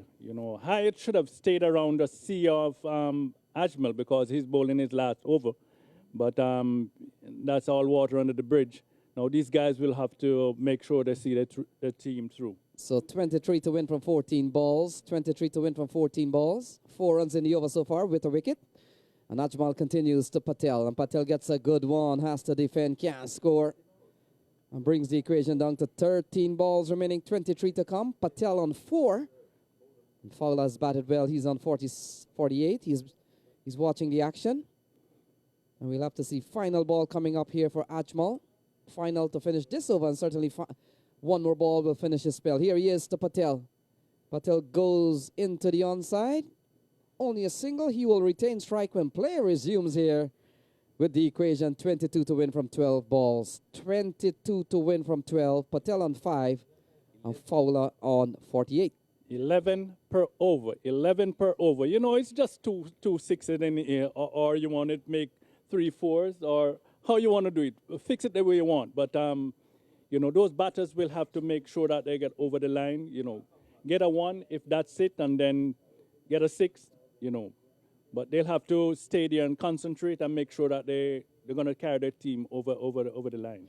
And oddly, what is going to make the big difference here, this over will tell you what could be the indication of who will win here. This is the over, whether a big one or not a big one. Najaf Shaw has been given the ball, and he hasn't been an easy customer in this tournament. He's bowled 3 overs, no made 1 for 27. He's gone for quite a few tonight, but certainly he's a tough customer, and he will come in here to bowl to Sonny Patel, the new batsman. Zenith Fowler is still out on strike. He's on 48, and they still require 22 to win from 12 balls. And one motivation for both teams could be $50,000 in the final. Motivation, $50,000. So the Afghan team well intact in the stadium, and they're watching with keen interest here as Najaf Shaw runs in from the distance. Here he is to Patel, and Patel gets a good ball. He's driving well, straight down the ground. Looking for 2. They come back. The chance of a run out. Not a good throw. They come back, put 2. And a couple of runs brings Patel up to 7. It's 145 for 5. And brings the equation down to 20 to win from 11 balls. 20 to win from 11 balls. U.S. All-Stars locked into another exciting match. The other night, they won in the last over. And this one looks like it's going to go almost the same way. Still 20 runs to win from 11 balls. Sonny Patel, the man on strike. Here is Shaw, runs in again. And that's a good-looking shot again from Patel. He has given up the strike here now to Fowler. And Fowler on 48, not out oddly. 48 from 48. Now he'll have to play not a foul shot, but hey, a shot over the boundary. And the fact is Najaf Shaw, he has the ability to really put the ball Yorker length. He's a very tall man, one of the taller cricketers we have seen in this tournament. Yes, and certainly is. And so he could be a handful to really get a good scoop on the ball, but we'll have to wait and see. And he hasn't bowled too many short balls, so Zenith Fowler will have to bat well here. The challenge is on 19 to win from 10 balls. Fowler on strike. Can he pull this off for Indian Lions? Can Najaf Shaw hold him down? Here is the contest. Playing a miss. Well taken by Jaskaran. And that will go into the scorecard as a dot ball. That ball is golden, especially in this situation. Golden, that ball. So 19 to win from 9 balls. A big miss there from Fowler. And you've got to give credit to the bowler so far. So Najaf Shaw in this over, 2-1 dot. 2-1 dot. 3 more balls to go in this over. And then after this is the final 6. 19 runs still to come. And Indian Lions, all their spectators and certainly their cricketers, they're on their toes. They can't sit for this. And they're all watching with very keen eyes as Fowler settles and waits. He goes big again. Good bowling here from Najaf Shaw. Bowling between bat and pad. And they scamper through for a bye in the end, but still a tidy ball here from Najaf Shaw. Yes, indeed. I can tell you the tension is so thick inside the commentary box here. Ivor is marching back and forth. He just can't stand his heel. Just can't stand his heel. And now Fowler is on 49 from 50. So he'll get his 50 as long as Ivor stay away. So 147 for 5. Patel is on 8. Fowler is on 49. And 8 balls remaining. A good over here from Najaf Shaw. Only 4 in the over so far. And he runs in again. He's bowled well. Oh, he gets bat on this one, but will only be a single out to the offside. and brings the equation down to 17 from 7. 17 from 7. Fowler back on strike. It's getting a little harder. It's definitely getting a little harder, Lenny. It's getting a little harder for the batting team. But they just need 3 big strikes, and it could be over. So Fowler is on 49. And perhaps oddly, approaching a 50 here is not so much relevant as what needs to be done here. 17 needed from 7 balls, but he's on 49. Oh, he goes down the ground, no elevation. Good bowling here from Shaw. And that's 50 for Zenith Fowler, so he gets a 50. It's 149 for 5, still 16 to win from 6 balls.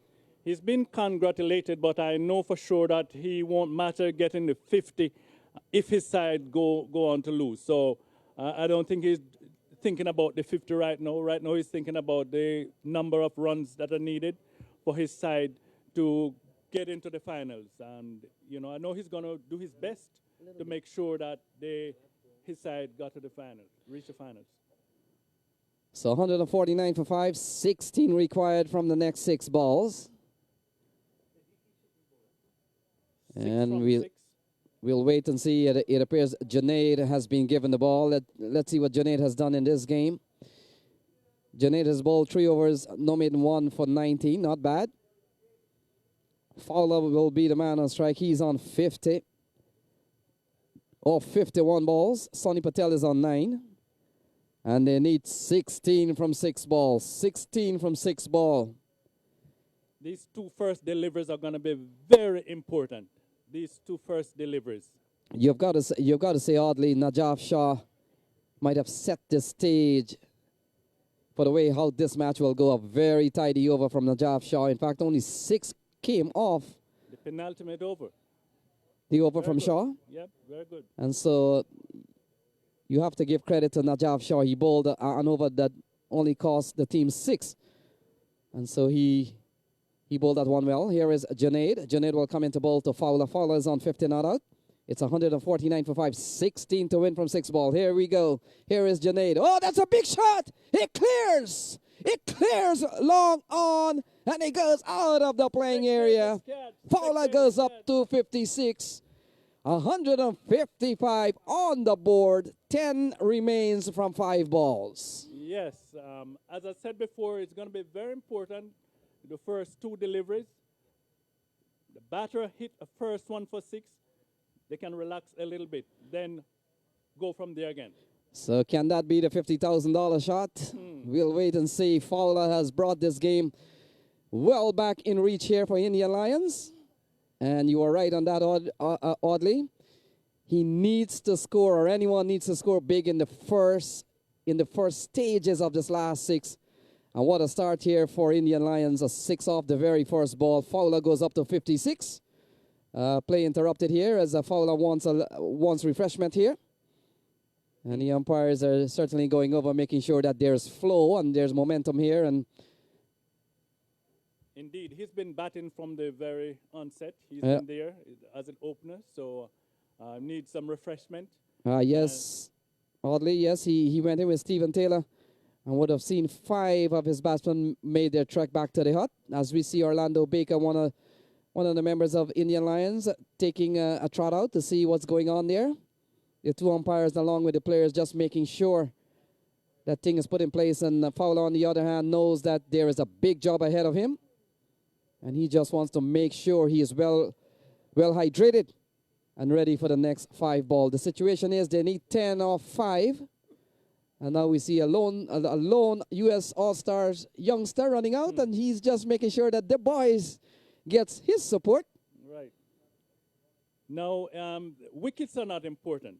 5 wickets in hand. Runs are what is really important right now. And I can tell you the shadows are now going across. It has now completely engulfed the pitch. So I don't know if it's going to be a little difficult for the batsmen to negotiate, but no indication of anything from the umpires. Still good light. So the battle lines has been drawn here. Orlando Baker and the company, they trots off. The youngster, he comes off. And we're now back back on play here. 10 to win from 5 balls. Junaid, here he is. 10, defending 10. 5 balls remaining. It's chopped into the ground. Fowler can't score. He remains on 56. 4 balls remaining. Still 10 to get. Junaid with 6 in the over so far. He was belted out of the park with a big hit. And now comes back with a dot ball. Here is Fowler. 56. 10 to win from 4. Oh, he goes through the offside. 1 bunks and he goes away for 4. So 4 runs off the bat of Fowler. He goes up to 60. And it's 6 runs to win from 3 balls, oddly. It's looking better for the batters. It's looking better. 6 from 3. Wow. It could be all over with 1 shot. But So they don't have to do it with 1 shot. So you've got to say that's a smart bit of batting here from Fowler. He knows the onside field is well populated. He knows there are quite a few fielders on the onside, bracing the boundary. He goes offside. Very smart batting here from Fowler. He goes up to 60. 3 runs to win. 6 runs to win from 3 balls. And he goes down the ground. They scamper through for 1. And now it's up to Sonny Patel. Can he pull this off? Fowler off strike. Fowler is on 61, but it's not relevant now. The relevant thing is 5 to win from 2 balls. Sonny Patel on strike. He's on 9. Sonny Patel has had a good tournament bowling-wise. He hasn't had many batting opportunities. And so he comes in here with 2 balls to get 5 runs. Oh, he goes big! Oh. He goes big! He's caught. He's caught. So number 11 takes the catch. Sonny Patel is gone. He goes for 9 and 1 ball. 1 ball to get 5 runs. 1 ball to get 5 runs. What a game. Sonny Patel goes. Now they need a 6. Now they win a 6. And Fowler will be facing. He is an informed batter. So it's 4 to tie, 5 to win, but a 4 is not going to help. It's going to be a tie. So you just want to make sure that you got a 6 out of this one, winning the match. So we were blinded there by the side screen, so we didn't get a chance to see what happened there, but we waited for the umpire call, and all we saw was a finger up, and that's the end of Sonny Patel. So new batsman out to the middle. It was looking to us as if it was going to be a 6, but as we are, blinded by the side screen, just to find out it was a catch.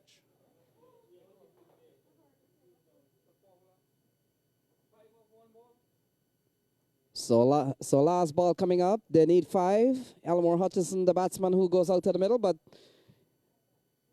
Fowler will be the man on strike. 61. 1 ball to come. 4 will tie the game. 5 will win it. Here is he gets it onto the turf, and that's it. U.S. All-Stars has gone into the final. So U.S. All-Stars will face Al Masafi in the final. They have defeated the Indian Lions by 4 runs. So that's the end of this one. Indian Lion loses. And it's U.S. All-Stars into the final, oddly. They will meet Al Masafi. This was a very good match. When the U.S. All-Stars, when the Indian Lions made a 165 or 168, I thought it was not, enough runs. I thought they were just a little short. But as it turns out, they defended that score vigorously, coming up with a 4-run victory. They deserved it. So they really deserved it. And they deserved it. And they are very jubilant out there. Of course, one side is going to be dejected. On the other side is going to be, of course, joyous. It's cricket. Somebody will have to win. Had it not been the case, if there's a tie, I think they'll have a super over bowl off. And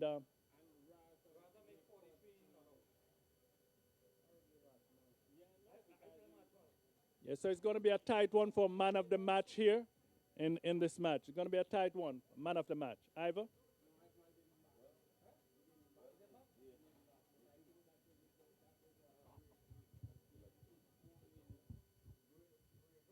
No, well, the adjudicators, they're gonna have to be putting out all the stops, going back to the scorecard because there's some good, what should I say, contribution from some of the players, but we have to see the one that had the most impact at what time of the game. That's where you're gonna come up with the man of the match, the impact player. Had the Indians won this match, then we would definitely have to say Fowler. But Ashmel came in and put up breaks on the runs, and also he took some wickets. So it could be Ashmel as the man of the match. Well, I know one happy camper is our fellow commentator, Dylan. He is going to be the happiest guy in the camp. At least he graces us with his presence every now and again. His team is in the finals, and I am sure that he is a happy camper. Well, that's it from us here until the presentation. We will stop and wait for the presentation.